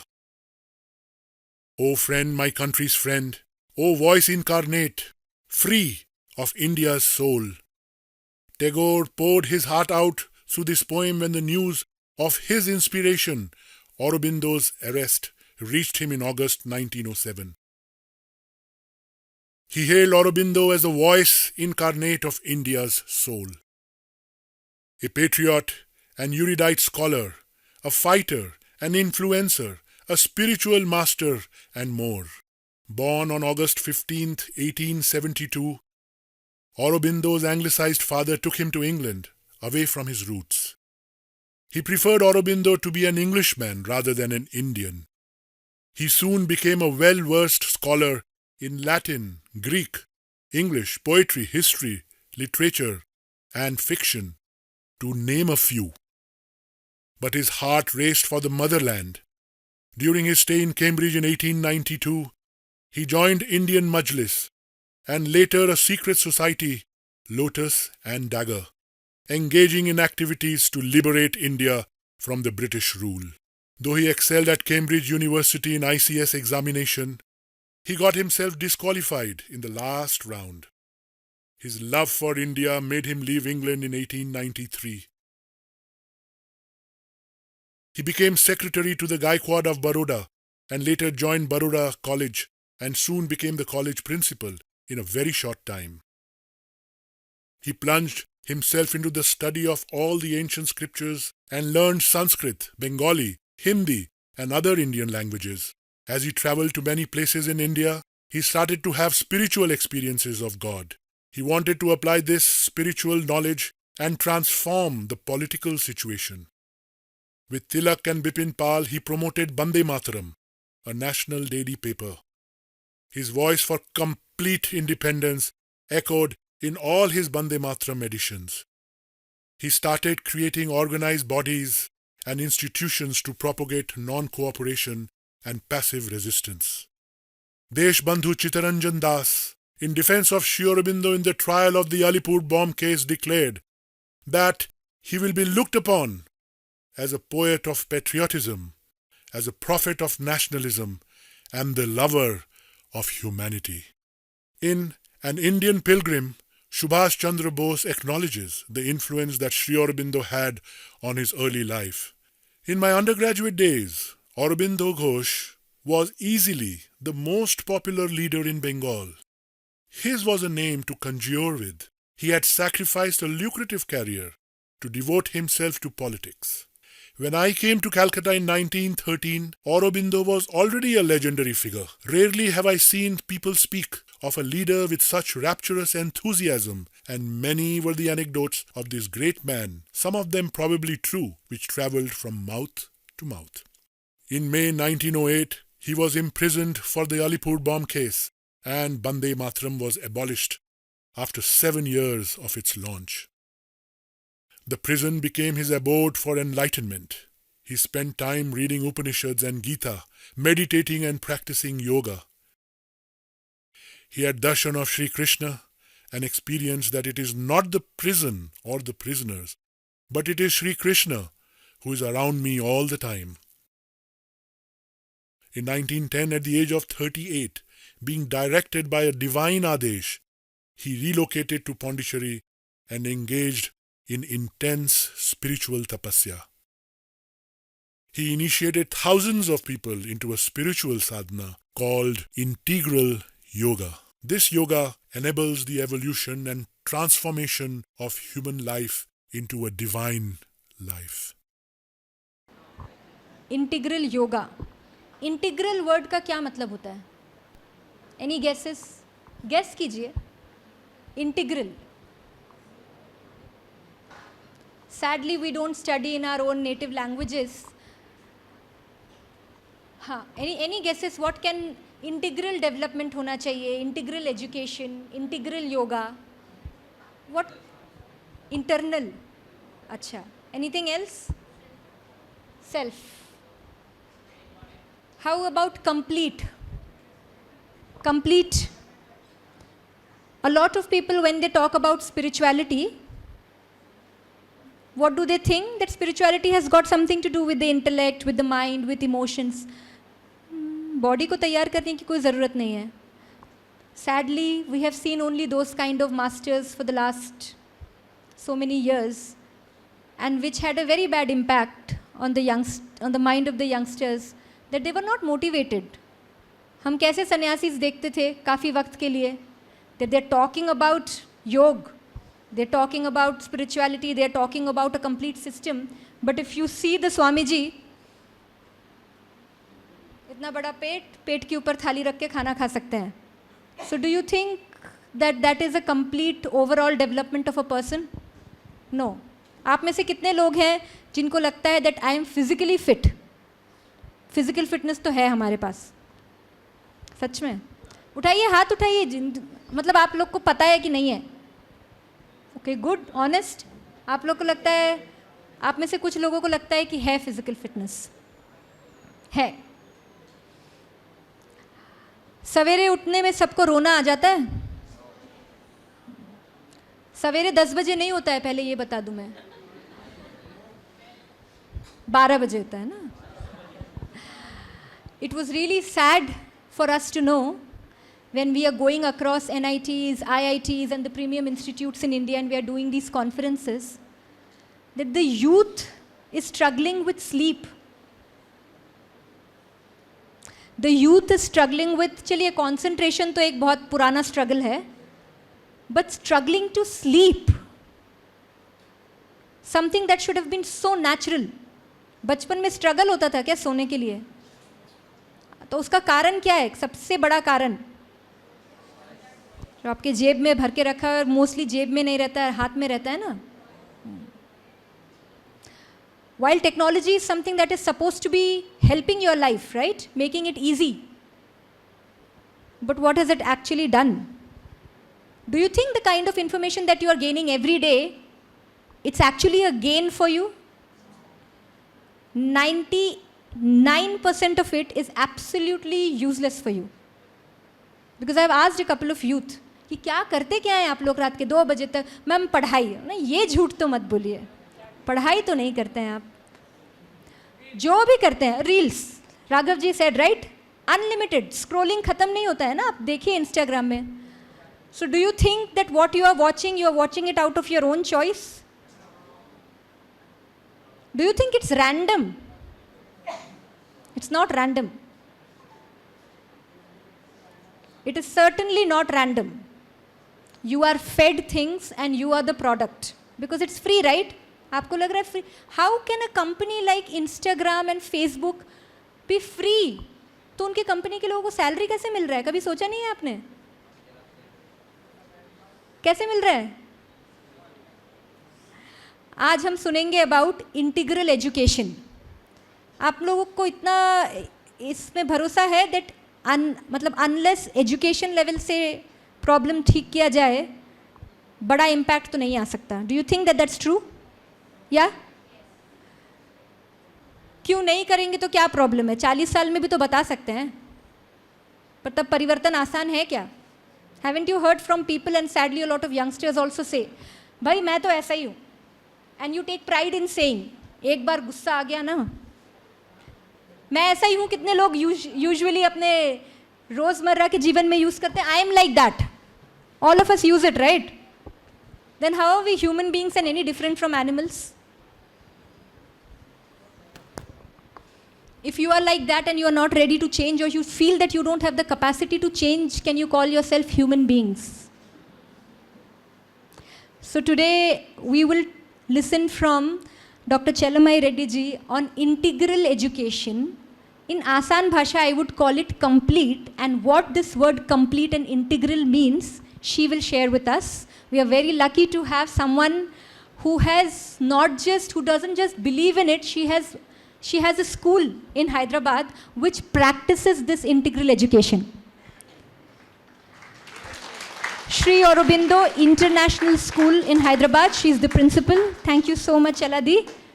So it's AKA Cheladi. That's what we call her for so many years now. Over to you, ma'am.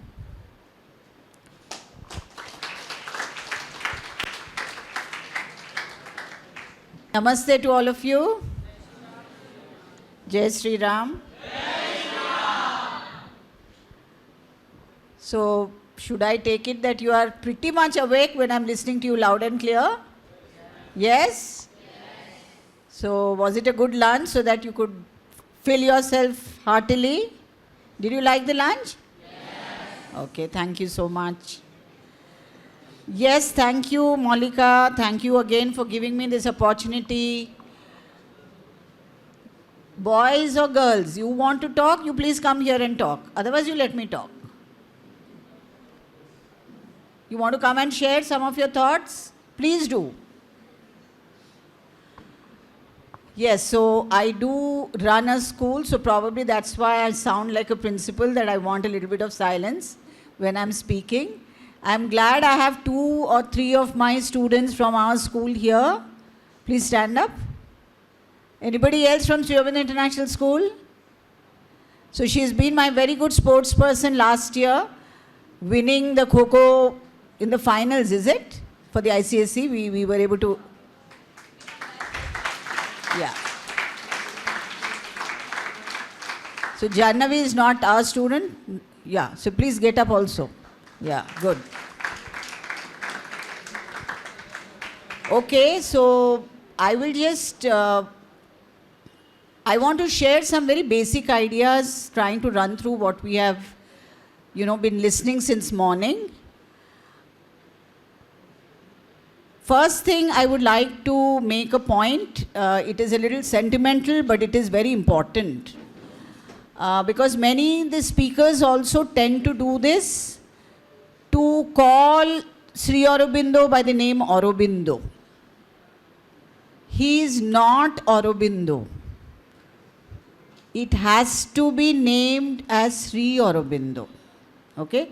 It is not just a mark of respect. That is the way he is to sign his name. And it basically means that the person has reached a certain level of highest spiritual consciousness. Hence, whenever you refer to him, it is important to refer to him as Sri Aurobindo. Okay? So you have seen 2 movies. Okay? It's never going to be definitely enough for you to just remember everything about him by just watching these 2 movies. From our parent body, the trust which runs the Sri Aurobindo International School, which is called as the Institute of Human Study, in your prasad bags, as Malika beautifully calls it, we have given 2 booklets to everyone, so that it's a good takeaway for you, where there is a very brief sketch of Sri Aurobindo here. So it would be very useful for you to just run through the pages and kind of recall his life in very, very short, very brief. Okay? So that becomes useful, because if you really want to know and remember what this great, one of the greatest sons of India, Bharat, is all about, you can just go through this book. Okay? And the other booklet is called Sri Aurobindo, the Voice Incarnate. Now, who called him the Voice Incarnate? Just now we listened. Rabindranath Tagore. Okay? So he called him the Voice Incarnate when he was supposed to be arrested. Tagore writes a beautiful Bengali poem, translated also now into English, how he gives his obeisance and homage to Sri Aurobindo. Okay? And this is also a very good book. I would appeal to every student here to make an effort to read. This contains his most famous 5 very, very important essays, where it is very, very relevant to the youth of India. Because as Malika ji was saying in the morning, what are you going to do by listening to all this? So what is expected of you by Sri Aurobindo? What is expected of the youth today? Of course, Sri Aurobindo was born in 1872, passed away in 1950. And as the speaker said, it is to be better understood that Sri Aurobindo is not the past. He is not even the present. As has been explained, he is very, very, very much the future. And why do I say that? Because everything that he has written sounds so very impossible, so very remote. Looking around us in terms of what is happening in the world today, in our life today, all these high ideals of spirituality seems like a dream, only a dream which cannot ever be realized by any one of us. But he is very relevant to the present, because the future, my dear children, can be shaped only through the present. Hence the importance for all of us to take upon ourselves at least the first, to take the first step to know about him. I think Malika ji and myself, and I think all the, the purpose and objective of seminars like this is at least to make youth of India to know his name. It is so unfortunate that we don't even know his name. This is the kind of education that we are giving in institutions today. His very name is of absolute immortal the fiercest immortal spiritual fire. So if you are able to read his life and whatever you have seen in the movies, both the videos, you will see that he was no ordinary man. He was just not an ordinary human being. He was like a meteor, an absolute spiritual, powerful meteor, going across in his life, something which is practically impossible to even accept. You see, so most of us should remember that, as I said, being the greatest sons of India, he is still not known. And why do we say? It has been recently established by Sanyal in his book, saying that he is the father of the revolutionary movement in India. Not necessarily the freedom movement, but the father of the revolutionary movement. Meaning what? In 1907, to just go back briefly in his life, at the tender age of 7, he is taken to England. 14 long years he is away from his father and mother, going through the very, very severe hardships to be able to clear examinations of the highest level. Okay? London, I think most of you know, it is very cold, it has a very bad weather, and his father, who was a medical doctor, was very charitable, but charitable to everyone around in Khulna, where he used to practice, but unfortunately used to forget to send the necessary funds for young Aurobindo and his two brothers. He, along with his two brothers, were left in London to be able to, study there. And for 14 long years, right from at the age of 7 till Sri Aurobindo turned 21, he studied there, and there is recorded that sometimes for a whole year, he used to survive only on 1, 2, 3, maybe small loaves of bread with a few cups of tea. So not the moment we say London and UK, we feel, oh my God, they were so rich and they were so comfortable. Not in the least. In the early years, young Aurobindo was tutored by some kind of a family, couple, Mr. and Mrs. Druitt. And because he was so brilliant and he was able to earn a scholarship, then he went to St. Paul's School, and then he went to college. He went to Cambridge, King's College. And my dear young friends, if you ever go to London, you go to King's College. Till date, Sri Aurobindo's remarkable marks are spoken about and kept on record. Even the Englishmen felt that there could not be a person who is as brilliant as Aurobindo Ghosh. So as you have seen, studied Latin, Greek, French, all these he mastered. He not just was an ordinary student. He gave his full to become the best student then of that time. His father very much wanted him to become an ICS officer, and just before 1 or 2 years, his father never wanted him to be a kind of an Indian. He always wanted his son to be a sahib, suit boot kind of a thing, being an ICS officer, coming and ruling and being a big officer in India. He had very strong opinions, his father, that no, everything English was something very good and everything Indian was not okay. And that's why he kept Aurobindo Ghosh very much away. The young Aurobindo Ghosh was kept completely away from anything Indian. But well, as destiny would have it, in the last few years of his stay, he joined 2 clubs, secret clubs, where he came to learn about the tyrannical kind of, conduct that the British had over the Indians, how they used to be completely ill-treated, physically, very much ill-treated, along with, making them to feel very insulted.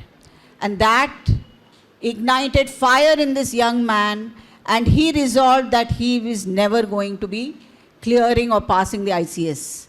He cleared, again in brilliant colors, he cleared the ICSE written exam, but there is mandatory a kind of a practical exam of horse riding, because the sahibs were supposed to sit on the horses, isn't it? So he disqualified himself by not appearing. He said, no, I will not go to this, so that I can be disqualified. So he wanted to honor his father's wish. So he cleared the exams, but in his heart, he was not prepared to really become an ICS officer. And hence what happens was, he disqualifies himself. Because of his brilliant performance, he is given a second chance. He is called back and said, please appear for this test again. And again, he refuses to go, and he's completely disqualified. And also, there were certain rumors in the official kind of circles that he was again getting to be a person who was party to these secret clubs which wanted to help Indians back home. During that period, the last period, 1892, end of 1892, that's the way destiny wanted, the Maharaja of Baroda, the Gaikwad, comes to England and he meets him and is so impressed that he requests him and he asks him whether he can become his secretary. To which readily he accepts, and in 1893, February 6th, he lands in Bombay. 1893, anybody knows about why this year is so special? 1893, who travels from India to America? To Chicago? Swami Vivekananda. Thank you, at least for that. Arise, awake, children. This was his cry. Awake to what true India is. The greatest giants, Swami Vivekananda, Sri Aurobindo, you don't know anything about them. And as he said, Ayush ji, we know everything about our stars, probably a little bit of our cricketers. Again, very few of us know the few very, very important Olympians, Indian Olympians who are going to be there today in Paris, really doing their best in their own fields. Please, as Malika ji said, most of the time we waste so much time on your phones, really knowing and learning nothing. Please at least engage, because see, technology can also be very, very useful. It depends how you want to use it. It is a powerhouse of very, very positive information as well, provided you're making choices to educate yourself. You see, engaging in some kind of an entertainment is okay, but not 99% entertainment and 1% maybe a little bit for the academics, and nothing else about trying to know about what India is all about. How can that be possible? The cry of arise, awake of Swami Vivekananda is never more relevant than today. Please let us not become slaves to this kind of technology which is completely corrupting our minds and hearts and feelings, and as Malika ji said, making us kind of real couch potatoes. We don't even want to exercise, we don't want to play, we don't want to be fit. Everything at the, given to just trying to, whatever you call it, I don't even know. Scroll, thank you. So I want to share a few things of what Sri Aurobindo wrote. He said, 3 madnesses. Look at the term that he uses. This he wrote to his wife, beautiful wife, and this is what he tells his wife. What are his 3 madnesses? Because he was not really a man who kind of engaged in a family life, and he was completely engrossed. The moment he came to India, he became a scholar. He did not know a word of Indian languages, my children. He learned Sanskrit, he learned Hindi, he learned Bengali, he learned Marathi, he knew a little bit of Tamil, Gujarati, because he was in Baroda. So imagine how many languages he mastered. And he mastered Sanskrit because he wanted to read all the greatest and most important scriptures in Sanskrit. So that was his engagement, So by the time he used to always, his family used to be in Kolkata, Khulna, when is to travel from Baroda. So Baroda again, he lives for 13 long years.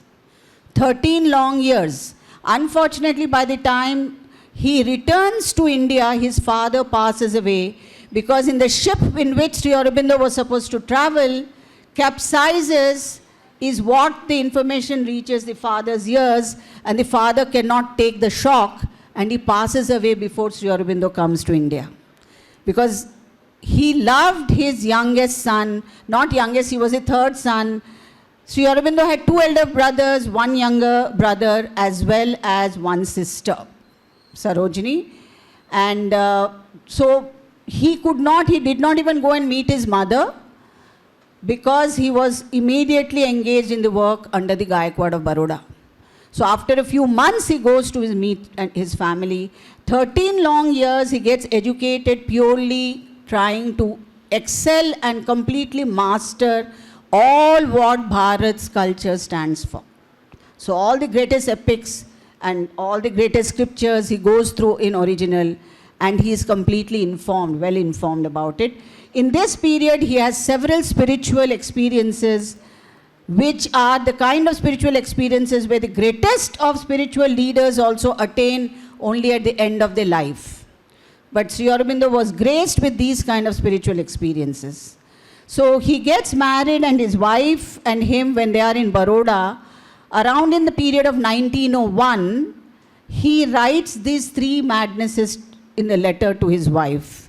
He says the first madness is that the accomplishment, talents, education, and means that God has given me belong to him. Now we earn a certificate, we earn a degree, we get into a job, we are so excited to get everything for ourselves, for myself, and maybe maximum a little bit to our family. Look at what he says. First commitment, that all the kind of talent that God has given him, all the education and all the accomplishments are only for him. Second madness. He said, I must somehow see God. If he exists, there must be ways to perceive his presence, to meet him. Children, we all speak as if, we are also wanting, very eager to meet God and to see God. We keep as if, feeling it's a very fancy kind of an idea once in a way. Oh, I would also like to see God. Do anyone really wants to see God? Are we really interested? Good, at least you're sincere. Very good, hats off. Hopefully you will do that one day. And that's the sincerity with which Sri Aurobindo was able to have the divine darshans several times. But that was his determination, and that's what he wrote to his young wife, that I in this life want to meet God face to face. That, he said, was his second madness. Now comes the third. Ayush ji spoke of nationalism. Look at this son of India. What does he say? Other people look upon the country as an inert piece of matter, stretch of fields and meadows, forests and rivers. To me, she is the mother. I worship her and adore her accordingly. What would a son do when a demon sitting on his mother's breast prepares to drink her blood? That's what the Britishers were doing in India at that point of time. Please remember how much of sacrifices those people made for us to really breathe freely today. So he beautifully comes up with this description. What will a son do when the demon sits on his mother's breast, prepares to drink her blood? Would he sit down content to take his meals, or go on enjoying himself in the company of his wife and children? Or would he rather run to the rescue of his mother? This is what Ayush ji asked us. All of us sleep so well. despite knowing what is going on in the borders of India. Not that, okay, Malika ji does want us to sleep well, I'm not denying that, but there is no sense of, feeling, having that sense of pride, connect, feeling that, look, there are so many people who are really giving up their lives for this country. At least are we aware of it? Do we know their names? Are we able to express gratitude to them? So Sri Aurobindo says, how can I lead a comfortable life when this is going on in the country? How can I lead a life with you as a husband? I know, look at these words. I would like you to mark these words. I know I have the strength to uplift this fallen race. Not a physical strength. I am not going to fight with a sword or a gun.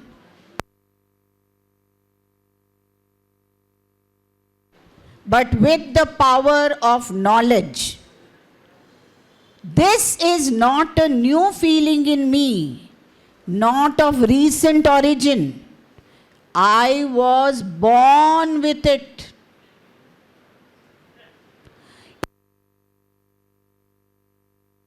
It is in my marrow. It is in my marrow. God sent me to the earth to accomplish this great mission. He was very, very, very clear of what his life is all about. And please try to read his life, because only 5 years he engaged in so-called politics. Around 1905, when West Bengal got split, till 1910, only 5 years. And he set fire to India. Through all his journals, all his writings in Vande Mataram, he set fire in the hearts of every Indian. And he did advocate saying that you have to take up arms to fight the British if it is required. You cannot just negotiate. And that is why he was the leader. That is why he is known now as the father of the revolutionary movement, that in 1907, the moderates and the nationalists, there was a split in the Congress. That was the first split when the moderates and the Congress moderates split with the nationalists, because the nationalists said the first person who cried for Purna Swaraj, full liberation, was Sri Aurobindo. Before him, nobody spoke. They said, okay, negotiation, part governance, etc., etc. He said, nothing doing. We will govern ourselves. We need freedom. 1907. From 1908, Sri Aurobindo is jailed. It's a famous Alipur bomb case where his younger brother, along with a team of people, bombed one carriage. Unfortunately, they wanted to kill an officer who was very cruel to the Indians, but it fell on 2 women. And then somebody in the team gave Sri Aurobindo's name away as their leader, and Sri Aurobindo was arrested on 1908, May 6th. 1 long year he was imprisoned along with his friends. But the important thing we should remember, first 3 months he was imprisoned and put into solitary confinement. You know who are put into solitary confinement? Absolute dangerous murderers. And why? The Viceroy then, Lord Minto, you know what he called him? The most dangerous man of India. Imagine a man who is to hardly speak, who is to be very soft-spoken, who used to be so gentle with everybody. He used to never wear suit boot, only dhoti and 1 shirt. People used to be shocked. They said, you came from England, you passed the ICS, and how can you be dressed like this? He used to say, if my Indian fellow men dress like this, why shouldn't I? When people wanted to go and meet him while traveling from Kolkata to Baroda, there were hundreds of people who used to get into the first class compartment to go visit Sri Aurobindo. They never found him there.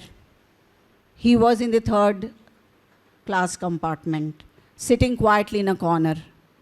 They came with garlands. They wanted to go and lift him. They wanted to touch his feet.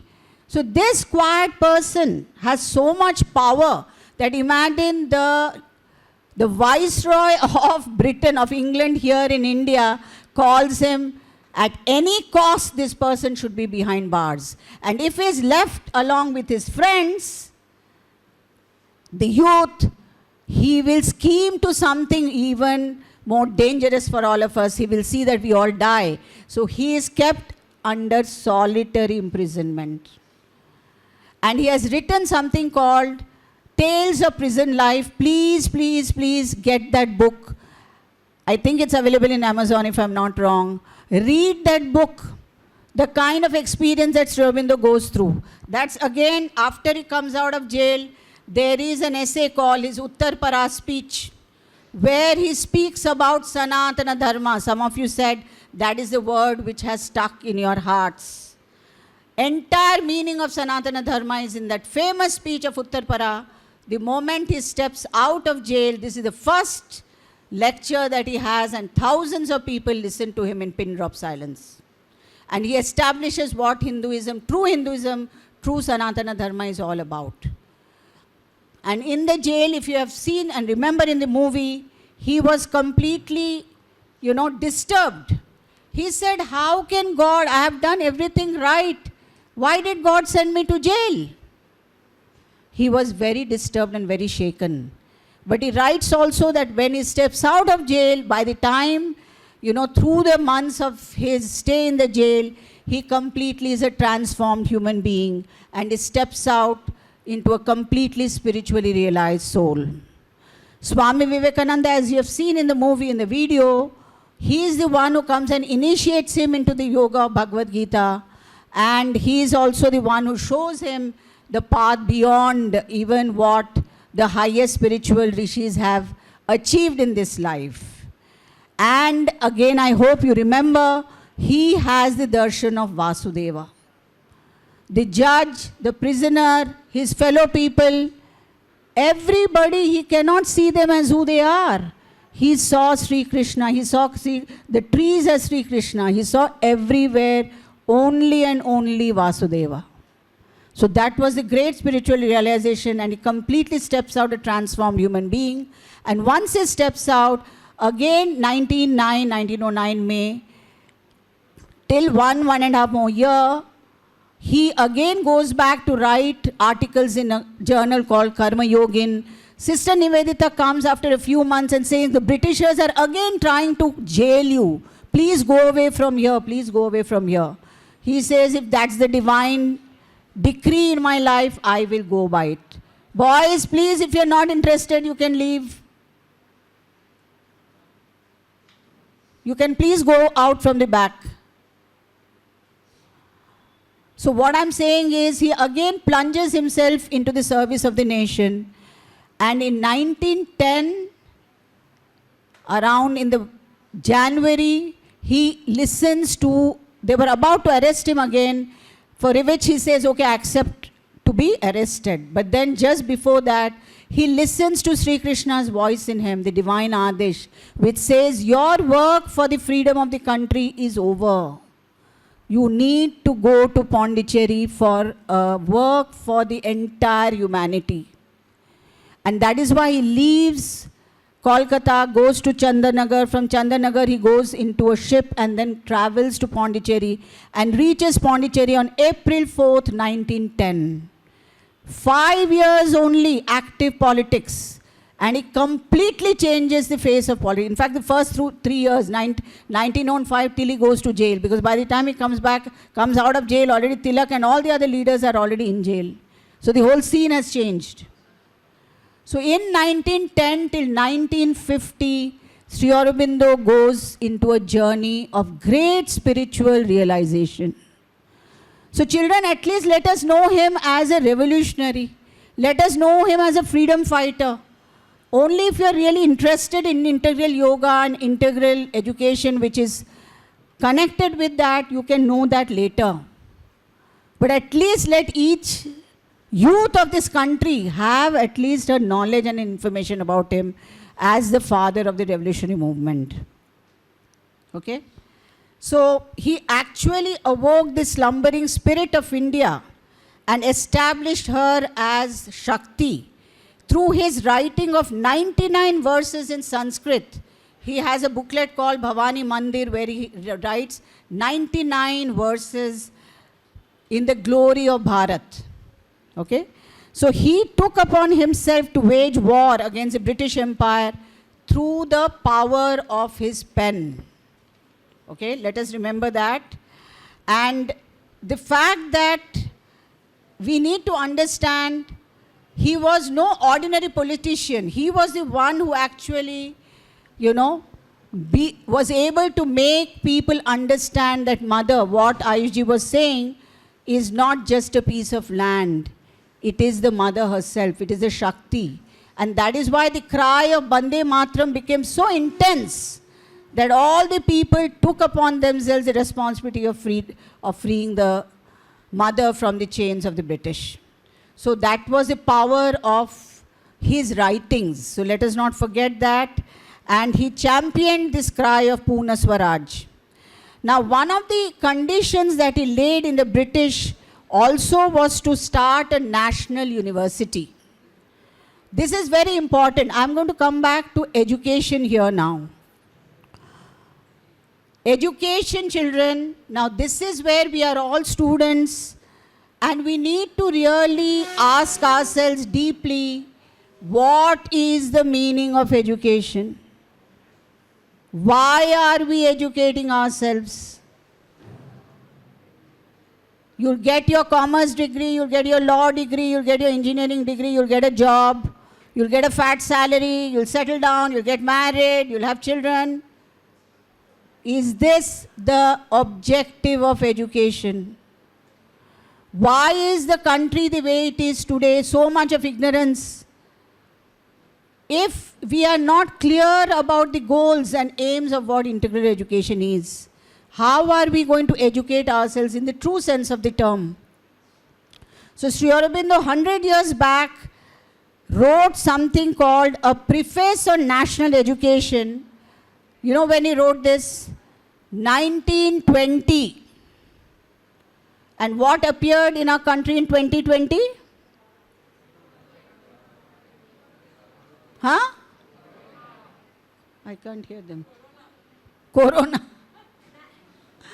Okay, sorry. That's okay in the field of education.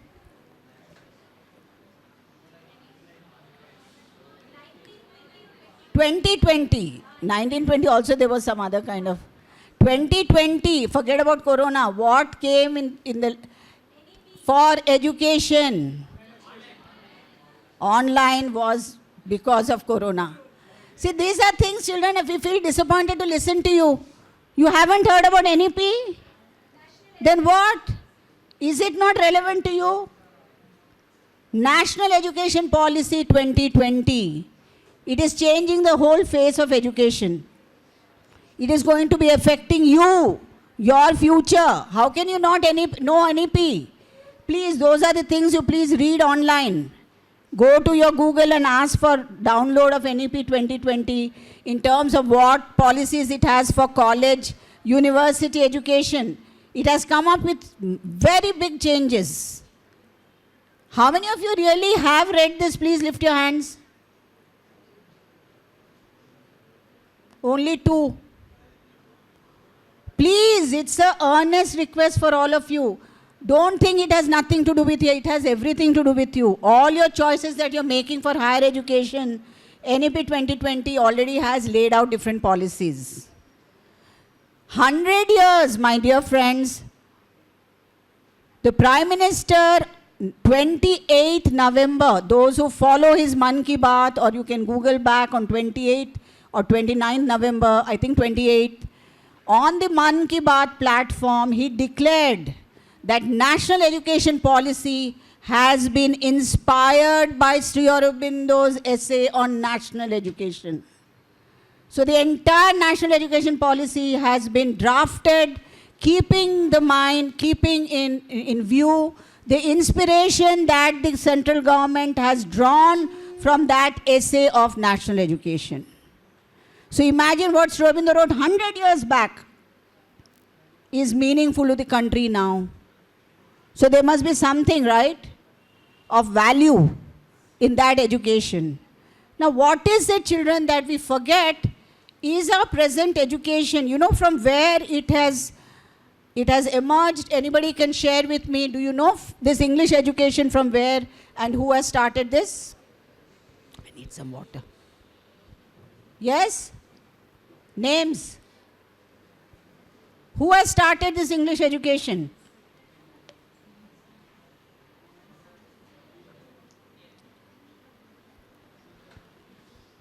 Again, please, next, as I said, write down notes. Have you heard the name Macaulay? Lord Macaulay का नाम सुना है कि नहीं? 1835, he comes up with something called the Minutes of Indian Education. Now this person has been specifically sent by the British Empire to destroy Indian education. He comes with the plan to destroy Indian education. You don't think that India didn't have its educational system. It had the best, healthiest, very, very sound educational system in the 1700s, despite the kind of invasions by the Mughals. It still had something of value. 1835, before that, please Google that. You will know everything. It's written. What I'm saying is not making up stories. You know what he says? He said, I've gone to the north, to the south, east, to the west. That time India was not divided.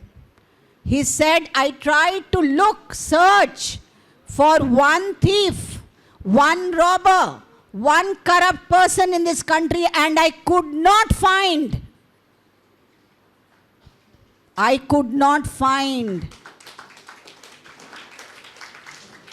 And he takes upon himself, how do I make slaves of these people? My dear children, he has written it. He has written it. Chala Didi is not saying it. Look into your Google for Lord Macaulay. He says, I want to destroy this culture. And then he has in his mind to introduce English. And why did he do that?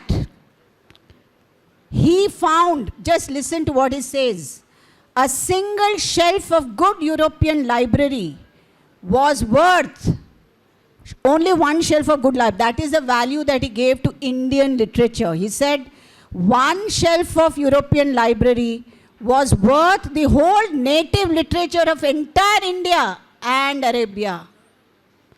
That is the kind of value he thought was so useless about Indian literature that only one shelf of books of European books could match all the entire, Takshashila, Nalanda. I hope you know these great names of the universities. It took many days, weeks to burn the books there because there were so many. This is out of pure malintention. And we don't know. We are the, what you call, leftovers at this point of time of that same Macaulayan English education. We are still going on with it and thinking we are so smart. We have forgotten everything Indian. We have no, and that was his intention. By introducing English, he again writes in his own words, he wanted to make clerks out of Indians to serve them who are going to be officers. We will be always second to them. We will always feel that they are superior to us. And by Jove, how powerful this person is. Today, every child in this place, I'm sorry to say, we are completely colonized in our head. That's what we don't even know anything about India. How can you tell yourself we're Indians? That was his plan. to wipe away the memory of all Indians about Indian culture. How powerful and how much he has succeeded. As they say, we are only brown in skin. There is nothing Indian about us. Today, the Western world, the materialistic world, as I don't know whoever said, run away with our certificates to Silicon Valley to serve them, to make their country great. It is nice to listen when you ask Malika, you want to serve India. Please decide. See how much of slaves have we become. We can't even think of anything else. And that was an intention, a clear-cut plan and intention that he wanted us Indians to be second citizens in our own country, always looking to the West as our role models. So we don't know about the great discoveries, the greatest inventions made by Indians about every field. It's mathematics, it's medicines, it's astrology, it's science, it's ships. Every field, my dear children, India has been the leader. India was the richest country until we got completely robbed of our wealth. And we are completely ignorant about all this. Please go back and find out about what Lord Macaulay's plans are. So it is so important to decolonize ourselves from this kind of an education and come up with a center back in what truly Indian culture is all about. And what does Indian culture say? Now we come to that term integral. It is firstly important to understand that for India, you see all this theory of karma, rebirth, we just know it at the back of our minds, if at all. Why? Why are we supposed to be born again and again and again and take thousands of lives? We say, okay, moksha. What is moksha? Why are we supposed to take? What is the purpose of our birth? Did any one of you ask yourself why we are born? Millions of people do the same thing. Educate, get married, have children, do a job, and then die. Is that the purpose? And if finally education means to only and only try to get the best of jobs, to get the fattest salary and have the fattest bank account, is that really the purpose of education? Then what is the purpose? You need to ask yourself. We are like the blind herd, somebody goes there and every second person, third person, 100%, 1000%, all of us just follow everybody else because everybody else is doing the same. I don't want to, what is it called? Mofo, no? I think that's the word. FOMO. Fear of missing out. You don't want to be, missing out on something which everybody is doing. Why is everybody doing? You don't know. Why are you doing? You don't know. Because others are doing, you are doing. What do you want out of life? Do you know? Have you ever asked yourself? Comparison, comparison, comparison, comparison. We lead our life, entire moment of our life is about comparison. We want to be in somebody else's shoes. Now, apart from this whole colonization, that's why we are thinking only Western. By Western, I mean our entire goals of life is only materialistic wealth, materialistic success. But what does India say? What has India said right since the beginning? The Rishis. Ayush was trying to establish that we are children of Amrita Putrasya. We are immortal. We are children of bliss. This is the message that the Sanatana Dharma gives. The Sanatana Dharma establishes that every person in the world has the divine in him and her. And that is why he was trying to explain there is a connectivity amongst all of us. In India, we believe that. That's why we touch the person and bow to them if we touch them by the feet, because we accept the divine present in that human being. So what does education say? What does Sri Aurobindo say about education? He says that every individual, every boy and every girl has a potential, has a divine potential with which you are born. And education only needs to help you to discover that potential. By potential means capacity, your special ability, your special calling, what you want to do, what you want to achieve in life, how you want to do it. Instead of looking out left, right, center, up, down, please, Malika ji is trying to teach us 2 minutes, close your eyes. We find it so difficult. Tapasya, rishis were supposed to do tapasya for months, years together. We can't do for 2 minutes. That's the kind of concentration we have. We live so much in the outward world that we don't know who we are. What are we thinking? What am I feeling? We are so dependent on our cell phones. Constantly, there has to be an external stimuli to excite you. If you don't have excitement, it's boring. You always want this entertainment, time pass. You don't want to just shut your eyes and try to figure out what you're thinking. Is it making sense? Why am I getting depressed? Why am I getting afraid? What am I comparing myself with? Is it something worthwhile for me to really feel scared about? What is it that I really want to do? Am I happy with the course that I'm really learning? Or should I have been in some other course? Why don't you raise these questions to yourself? This, according to Sri Aurobindo, is at the very heart of education. That education has to first enable a child to look into himself and herself, to try to find out the purpose, the special divine potential of with which he or she is born. The special, okay, you don't want to learn, many times we feel very, how should I say, not familiar with the word divine. Divine means basically divine qualities.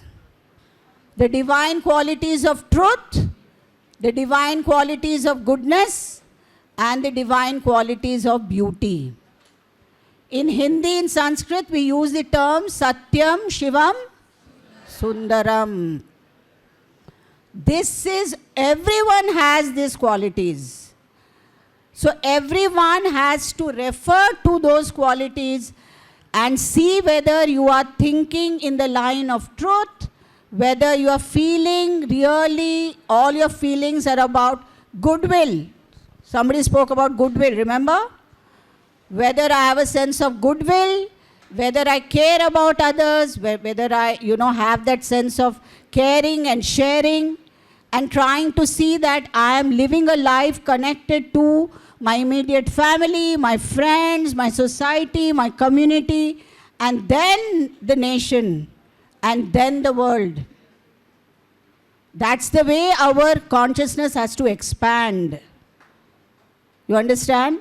So the whole idea is for you to first look into yourself, then integral, Sri Aurobindo and the mother call it by fivefold education. We human beings, the first importance that Sanatana Dharma gives is for you to become aware that the purpose of life is to discover the divine nature in you, and it takes many lives before we are free from our lower attractions. And the day when we are completely free of our lower attractions and we realize the divine nature, that you attain liberation. Okay? That is the first central basis on which Sanatana Dharma is based on. So every karma that you are doing, is it leading towards liberation, or is it trying to prevent you from taking steps towards liberation? That is what it means in a very simple way. Around the soul, we have a body, we have emotions, we have a mind. So the development of the body, the development of the emotions. See, today, when there is somebody saying something wrong with you, or your teacher pulls you up, or your friends kind of leave you and, go to some kind of a picnic or a movie, you become so restless because you don't even know how to deal with your emotions. The emotion quotient is so very important in life. You need to look into your own emotions and figure out whether they are of a nature of goodwill, generosity, kindness, love, or jealousy, anger, comparison, insecurity. So now the model of what NEP talks about is in the line of integral education, the fivefold education, development of the physical body, which means fitness, physical health. Second is the emotional well-being, the emotional kind of a development, which is possible through the pursuit of arts. That is the important role arts take. You know, they're refining your emotions, whether it's music, whether it's dance, whether it's drama, whether it's painting, whether it's craft. Unfortunately, children, we feel and know it as hobbies. They are not just hobbies. Make them part of your life and you will see how your life changes. How you can deal with crisis, with conflict, with, you know, that all those feelings of frustrations that you have, you can better deal with them if you are able to be engaging any form of art. Whether it's painting, whether it's drama, whether it's craft, whether it's pottery, anything in terms of fine arts helps you to develop and refine your emotions. Finally, coming to what we are all into, the academics. Academics, today I think again the speakers have said, we become useless. Why? The content today is everything is available on your cell phones. Don't you think what your teachers say is better explained in the cell phones? Yes or no? It's a fact. It's absolutely a fact that you have all the information in the cell phones. You have very good videos to show you practically what your subject is all about.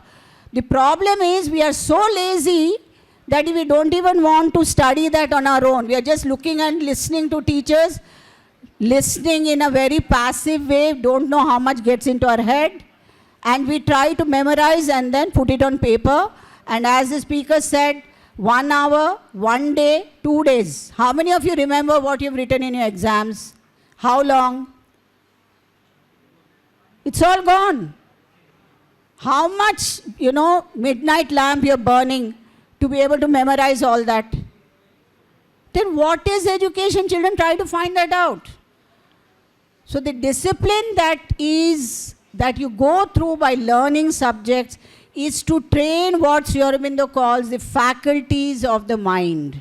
Your ability to analyze, your ability to reason, your ability to imagine, your ability to judge, your ability to compare, contrast. Those muscles of the brain, he calls it powers of the mind.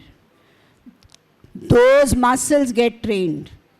So when you step into the world of work and profession, depending on how much you have trained those muscles, that it will come to use to you. Because information nobody is interested in. Because information is available today. You don't need to have that memory. So that is why integral education means physical development, emotional development, mental development, and what Aurobindo and the mother called the psychic and the spiritual development. Meaning to become slowly aware of the purpose of your life, to be able to look into yourself, into that center which is there present in everybody, to try to find and make that a reference point. A reference point, am I thinking thoughts which are true, or I'm pretending, or I'm being a hypocrite, or I'm trying to compare? My feelings, why am I feeling jealous? Why am I feeling angry? Why am I feeling scared? Question those feelings. They are not yours. They don't have to be there. You don't have to give them a home for it. You can throw them out. You can always have a joyous kind of a experience of feelings. And yes, as Mollika ji said, physical well-being. Most of us Indians, boys, girls, both of us, both the genders, probably try to look a little beautiful until you get married. Even that, unfortunately, you know, you don't pay attention. Very few of you go to the gym, go for walks, go for runs. That is the intention for looking beautiful, to get a good partner. Physical health, your soul is there sitting in your body. Today you know what the biggest problem, the maximum money also cannot cure human beings.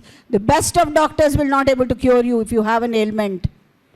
Lakhs and crores of rupees you can spend, but still you may not be able to recover. Health is in your hands. And health will contribute to the well-being, really to a spiritual growth. So all 5, National Education Policy also speaks about the holistic development. That's another term which Molika ji was asking you. Complete, holistic. Yes? But integral, of course, meaning more that you have to always refer to the highest in you. Okay, that part, even if you don't understand that. Try to put the best foot forward. All of you understand that? The divine quality, another term which I will make you to understand in a very, very, very, very simple way. Another term, you know what you can use? Perfection. Is it something alien to you? So make yourself perfect. I will end with one story which we all know. Okay, I don't know. It means that I have to wind up. I will wind up. 2 minutes. Okay? I will end with one important story which will try to make you to understand the goals of education. Arjuna and Karna. How many of you don't know about Arjuna Karna? Please lift your hands. You don't know about Arjuna Karna? Mahabharat? Others? Everyone knows? Hopefully. My dear friends, go to Mahabharata, read that story, okay? It is not a story, it is our very important epics. You say Jai Sri Ram. Ramayana, you know, all of you? Yes. Okay, good, at least that. So Mahabharata, these great heroes, Karna and Arjuna. Who thinks Karna is a better hero? Please lift your hands. Great. Why?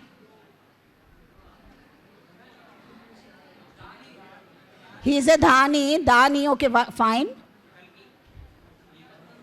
Get up. I can't hear you. Dhanurdhani. Okay, Dhanurdhani is supposed to be expert. He is supposed to be better than Arjuna. Yes? You believe that? Great warrior. Arjuna was not a great warrior. He was better than Arjuna. Why was he killed in a sense in a situation where, you know, why is he defeated? Because of his sins. What kind of sin? Very good. Yeah, you are right. What kind of sins?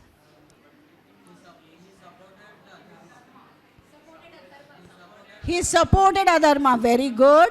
How? Why? In what way? Friendship with whom? Duryodhana. But isn't that a good thing to be friends? To stand by a friend? He was on the side of Adharma. But according to you, he was a better warrior. Very good answer.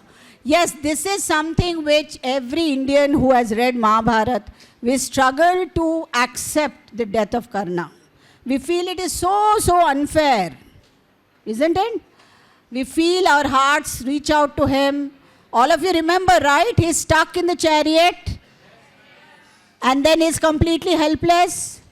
He forgets all his knowledge. Why he forgets? Parshuram's curse. And why does Parshuram curse him? What lie?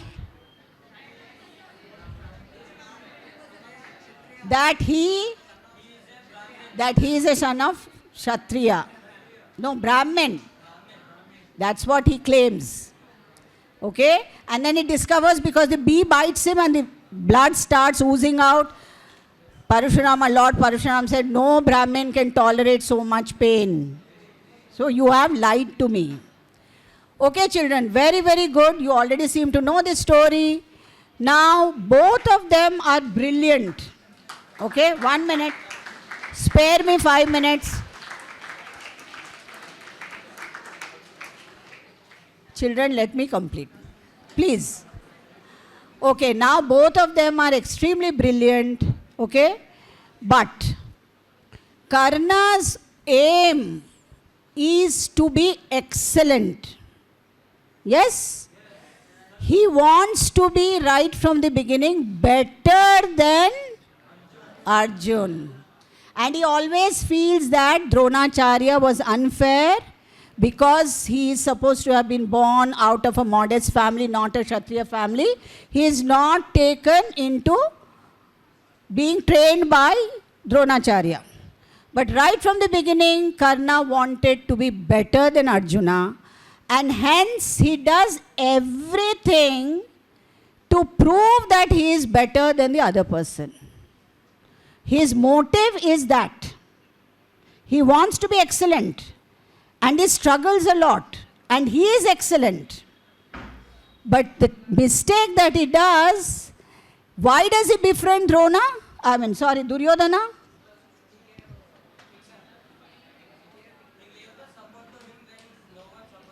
Yes, that is good thing. What else? In relation to Arjuna, why did he side Duryodhana? Because Duryodhana was against Arjuna. So he wanted to be his friend. Right? So the enemy of Arjuna, he wanted to be friends so that he can fight Arjuna. He was on the opposite camp. And my dear great Duryodhana, whom people also see a lot of qualities, he completely uses Karna. Yes? For his own interest, not for his love. That is what, if you go through Mahabharata of Sri Krishna in Hotstar, I think 2018 or something, where Krishna is the narrator, very beautifully Krishna explains. He says, hey, you have been completely used, you don't know. He is not a friend because he wanted to be your friend. He wanted to use your strength to fight Arjuna. Okay? Pandavas, specifically Arjuna. Okay? So here the motive of excellence is his own sense of pride that he wants to be better than somebody. So his whole intention was personal and selfish. As for Arjuna, his aim was to be perfect, not excellent. He wanted to perfect the art of archery, not to defeat Karna. His motive was never to defeat somebody. He was on the side of Dharma, in the side of Krishna, he was his friend. And why did Krishna choose him? Because he walked the path of perfection. He wanted to be perfect for its own sake. Similarly, my children, if education is for a selfish purpose, I am sorry to say, the end is like the one Karna faces. You may be excellent, you may be successful, but you will never be fulfilled and you can never be at peace.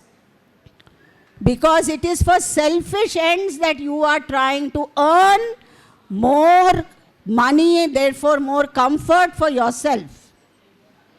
So the end of education cannot be selfish, cannot be self-centered.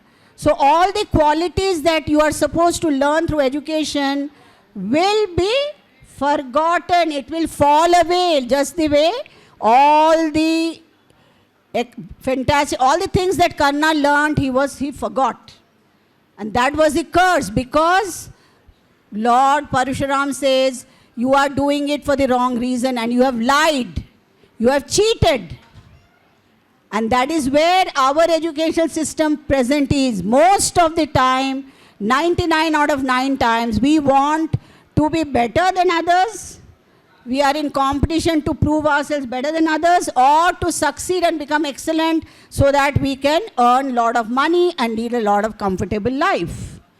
But Arjuna's aim was to perfect himself and become the best person, best instrument for divine Krishna himself. So if you want to be the best, whom the divine, whom God can use you as an instrument in this world, then you have to tread the path like Arjuna. Educate yourself for the sake of perfection, which includes the development of your entire personality. Are you understanding why we educate ourselves now? Hopefully. Okay? So thank you once again.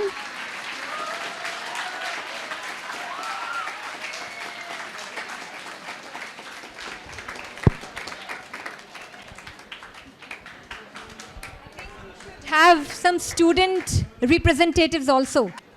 We should have some student representatives because we have a principal with us. पीछे कुछ लोगों को डांट पड़ा था ना, कुछ फायदा नहीं है.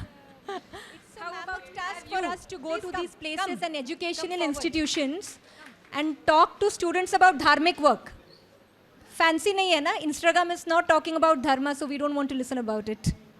So thank you so much. Come, why don't you give it to her?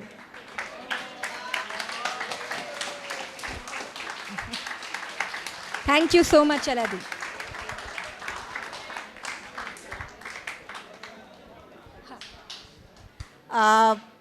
Just to give you an information, we do have the Institute of Human Studies address here, but a simpler address would be, I think she will know.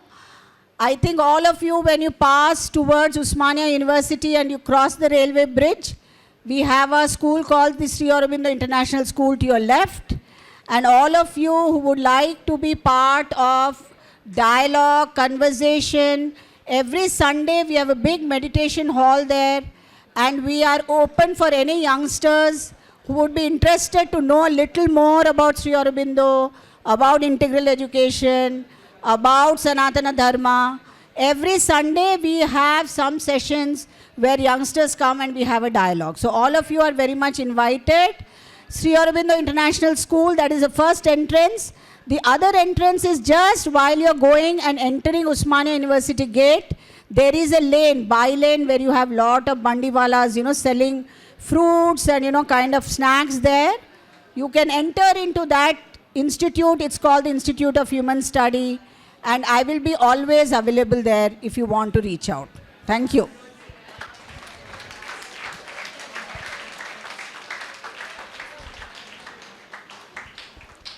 खड़े हो जाइए सब लोग. Macaulay का system नहीं है यहाँ पे अभी कि थैंक यू मैम, नहीं. जय श्री राम. थोड़ा स्ट्रेच कीजिए अपने अपने छोटे से कैपेसिटी, बिना दूसरे इंसान को धक्का मारे. Interlock your fingers and stretch yourself up and come up on your toes. Toes, पैरों की उंगलियों पे खड़े हो जाइए. पनिशमेंट नहीं है. और बैलेंस करिए 30 सेकंड के लिए. आधे से ज़्यादा लोग तो जो अपने आप को जवान समझ रहे हैं वो 80 साल से बदतर हालत में हैं. And sit down, sit down. अच्छा, thank you so much for all of you that you have actually showed up and that you all have sat.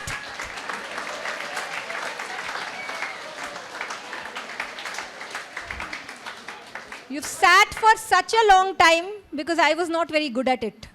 I have always found a way when I was in college to bunk such things. But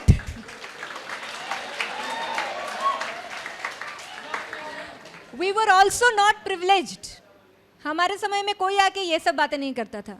हमारे समय में वो वाला ज्ञान सिखाया जाता था कि अगर कोई आपको एक गाल पे थप्पड़ मारे तो दूसरा गाल भी आगे बढ़ा दो. तो वो कॉन्फ्रेंसेस में तो बैठने का मज़ा, मतलब अफसोस नहीं है that I have bunked. We are living in very good times. How many of you believe that India is going through a good time? आप जो ये जय श्री राम बोल पा रहे हैं ना, that's the proof that we are living in very good times. And we are living in these good times.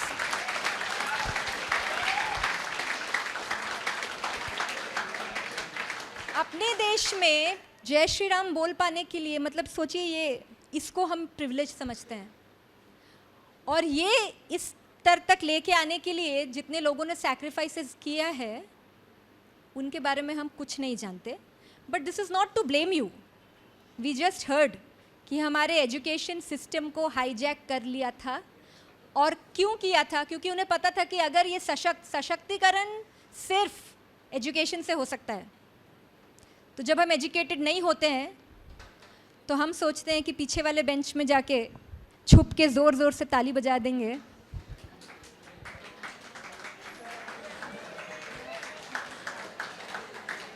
तो हम थोड़ी पकड़े जाएंगे। वी कैन से मॉब ने किया था, भीड़ से आवाज़ आई। तो जब आप एजुकेट हो जाते हैं तो आप भीड़ का हिस्सा नहीं बनना चाहते हैं।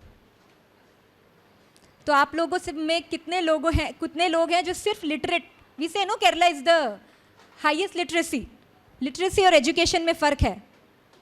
अगर आप एजुकेट करना चाहते हैं अपने आप को तो मोबाइल को छोड़ने की ज़रूरत नहीं है, उसका बेस्ट इस्तेमाल करिए। इंस्टाग्राम फेसबुक को छोड़ने की ज़रूरत नहीं है, उसका बेस्ट इस्तेमाल करिए। प्राच्यम बोल के एक चैनल है, पता है कितने लोगों को? नहीं पता है? जाके ढूंढिए आज, ठीक है? प्राच्यम। मेरी हमेशा से एक कंप्लेंट रही है कि जितनी फालतू चीज़ें हैं, फालतू, I can not use a better word, फालतू चीज़ें हैं, उसका एडवर्टिजमेंट इतना बढ़िया होता है, इतना बढ़िया होता है। So they have understood the game अभी। और जो भी बहुत काम की चीज़ें हैं, बहुत ही बेनिफिशियल चीज़ें और things that are gold without the shine, without the polish, उनका एडवर्टिजमेंट है ही नहीं है। भारत में एक जगह है called the Bihar school of yoga, नाम सुना है कभी?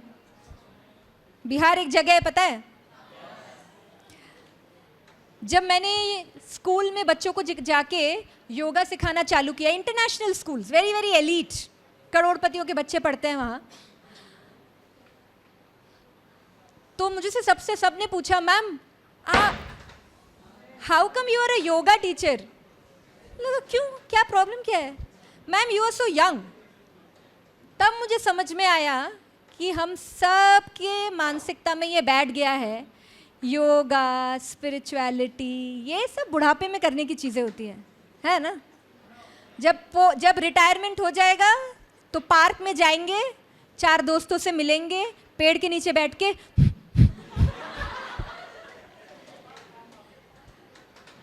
इट्स लाइक आईआईटी का एग्ज़ाम लिखने के बाद आईआईटी की पढ़ाई करना। Stupid, right? But yoga cool कब से बन गया? when the western people started talking about it.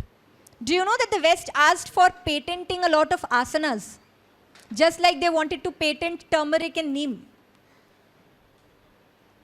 फिर हमने बहुत झगड़ा किया कि नहीं ये तो हमारी चीज़ है, तो उन्होंने भी बोला, पर प्रैक्टिस तो करते नहीं हैं आप।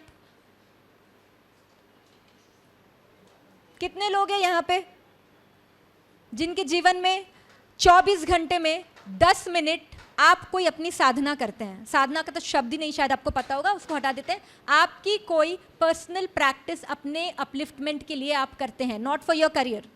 10 मिनट। 4 लोग हैं, I am happy you all are honest that you don't, okay? 10 लोग हैं। अभी आपको लग रहा है कि समय आ गया है कि सिर्फ 10 लोगों का काम करने के से काम नहीं बनेगा? इस हॉल में अगर 200 लोग हैं, मेरा एक्सपेक्टेशन यूथ से इतना है, 200 लोग हैं तो 199 लोगों का करने से नहीं चलेगा, पूरे 200 लोगों को करना है। And people might say you are mad, your expectations are too high, but this is my expectation and I am not saying that I am standing on the other side so I have perfected it. I am also struggling, I am also at a stage where on and off I miss my practices. I sometimes give up sitting, scrolling, आधा घंटा निकल गया, yoga mat सामने पड़ा है, yoga mat को देखते देखते आधा घंटा निकल गया इंस्टाग्राम में। But I have not accepted कि चलता है। तो आप लोग भी अभी तक जैसा चलता आ रहा है उसको एक्सेप्ट मत करिए।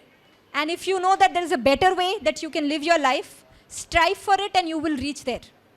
क्योंकि आप लोग बहुत लकी हैं कि आप भारत में पैदा हो गए हैं। लकी हैं। अब जब इतना बड़ा सौभाग्य ऐसे ही मिल गया है बिना किसी मेहनत के, या फिर होगा, हो सकता है मेहनत किया हो पहले. We are all in an infinite game, by the way. We are not from the Abrahamic tradition ki one life, FOMO. The moment you think that there's one life, then you will do all the wrong things, calling it, भाई अभी नहीं मजे करेंगे तो कब करेंगे? If you know that you're in this infinite game, कैसे ऐसे होता है कि एक 2 साल का बच्चा बहुत बढ़िया तबला बजा रहा है, if you are saying god है और सब लोग बराबर होते हैं, तो फिर कोई बहुत इंटेलिजेंट और ये सब कैसे होता है? Do you think there some carry forward of पिछले जन्म है? नो नो, कम ऑन, ऐसे कैसे हो सकता है? किसको लगता है ऐसे? ये सब कुछ नहीं होता है, वन लाइफ होता है. अरे उठाइए भाई, एक जन को भी लगता है, अगर आपको लगता है एक ही लाइफ होता है, तो फिर क्यों इतना मेहनत क्यों करना है भाई? देश को बचाना, ये वो, आप हैं 40-50 साल 100 साल के लिए, जो करना है करिए. देश वेश के लिए क्यों काम करना है? जोर से बोलिए भाई साहब. Self satisfaction. अरे कैसे सेटिस्फाई हो रहे हैं आप देश के लिए कुछ करके, जब लाइफ एक ही है, एक लाइफ है, आपको पता, यू नो नो, अभी सड़क पे निकल गए, so many factors, you don't know if you will see the next day. तो दोस्तों के साथ थार खरीद के लेह लद्दाख की ट्रिप में जाने से ज़्यादा मज़ा है ना देन देश के लिए काम, धर्म का काम. सेल्फ सेटिस्फैक्शन अगर आपने वर्ड इस्तेमाल कर दिया है, means deep down you can not believe there is just one life.